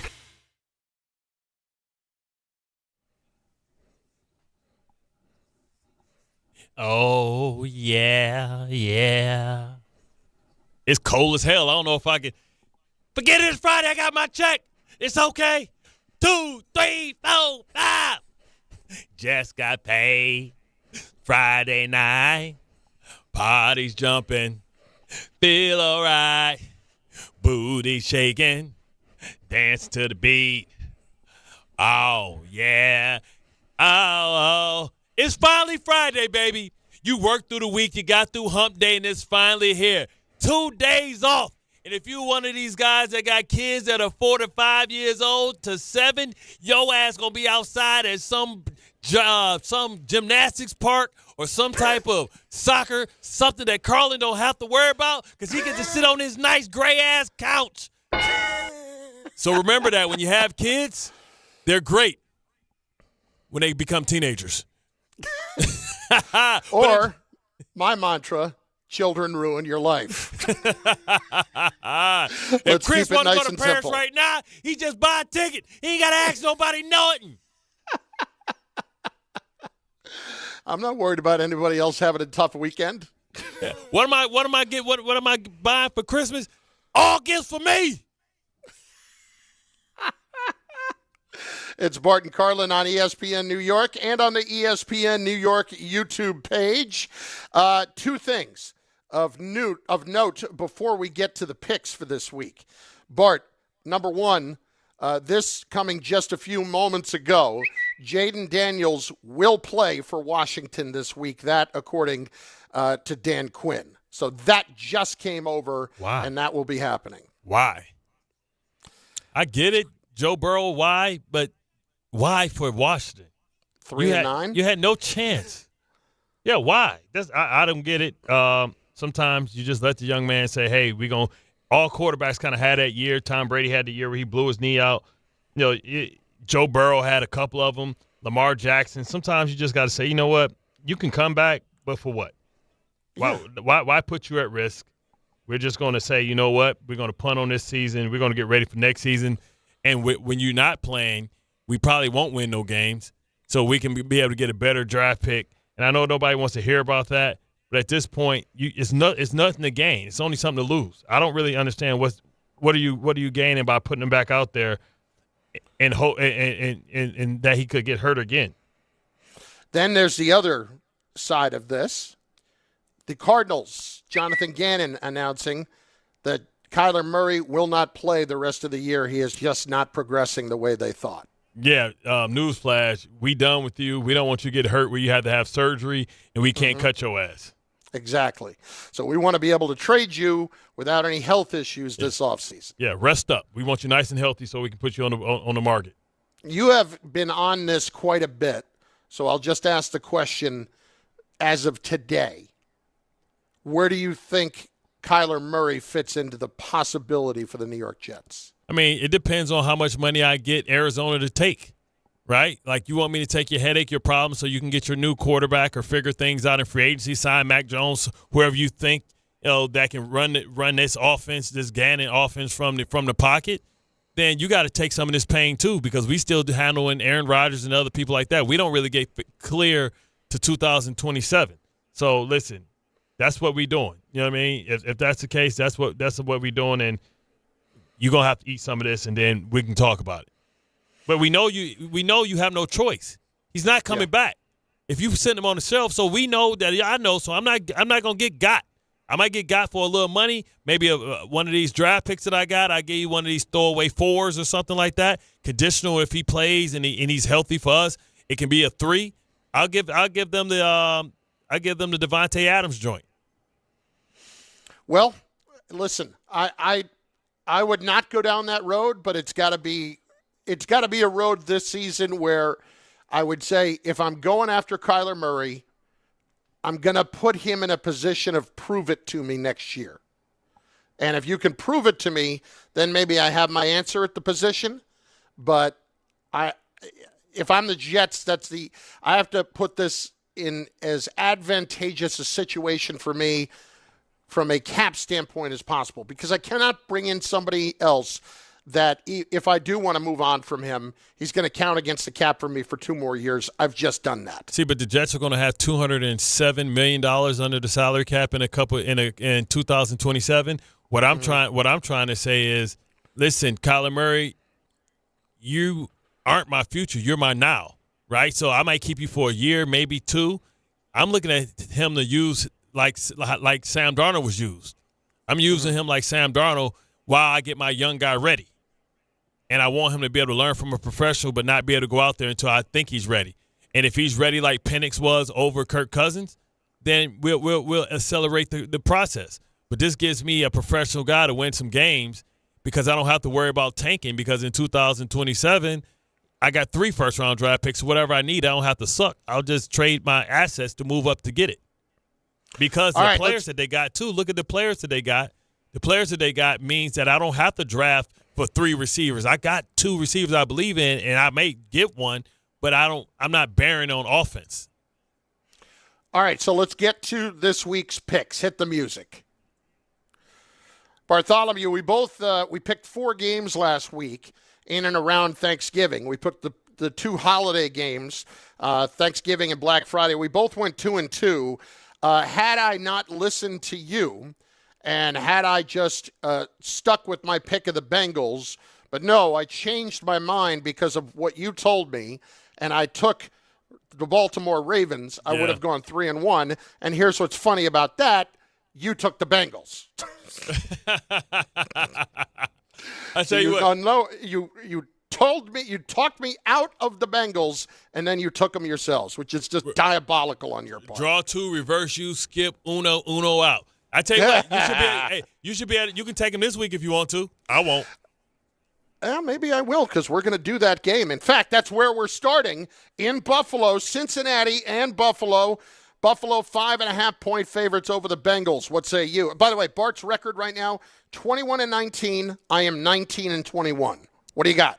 Well, listen, the thing is, all these stories are cute. We saw last night Dallas was a cute story, and you dig yourself in these big holes. You got to learn the life lesson that you got to take advantage of things when you have the opportunity to. I think that the Buffalo Bills understand that, hey, the Patriots might not slip, but they don't want to make sure that they're the bottom seed, or they want to try and improve their seeding as much as they can. I think, this defense for the Bengals was fool's gold. They know how to play Lamar Jackson, but they wouldn't know how to play Lamar Jackson if he was as healthy as Josh Allen. So Josh Allen gets it done, and he shows them what Lamar should have did because he's healthy.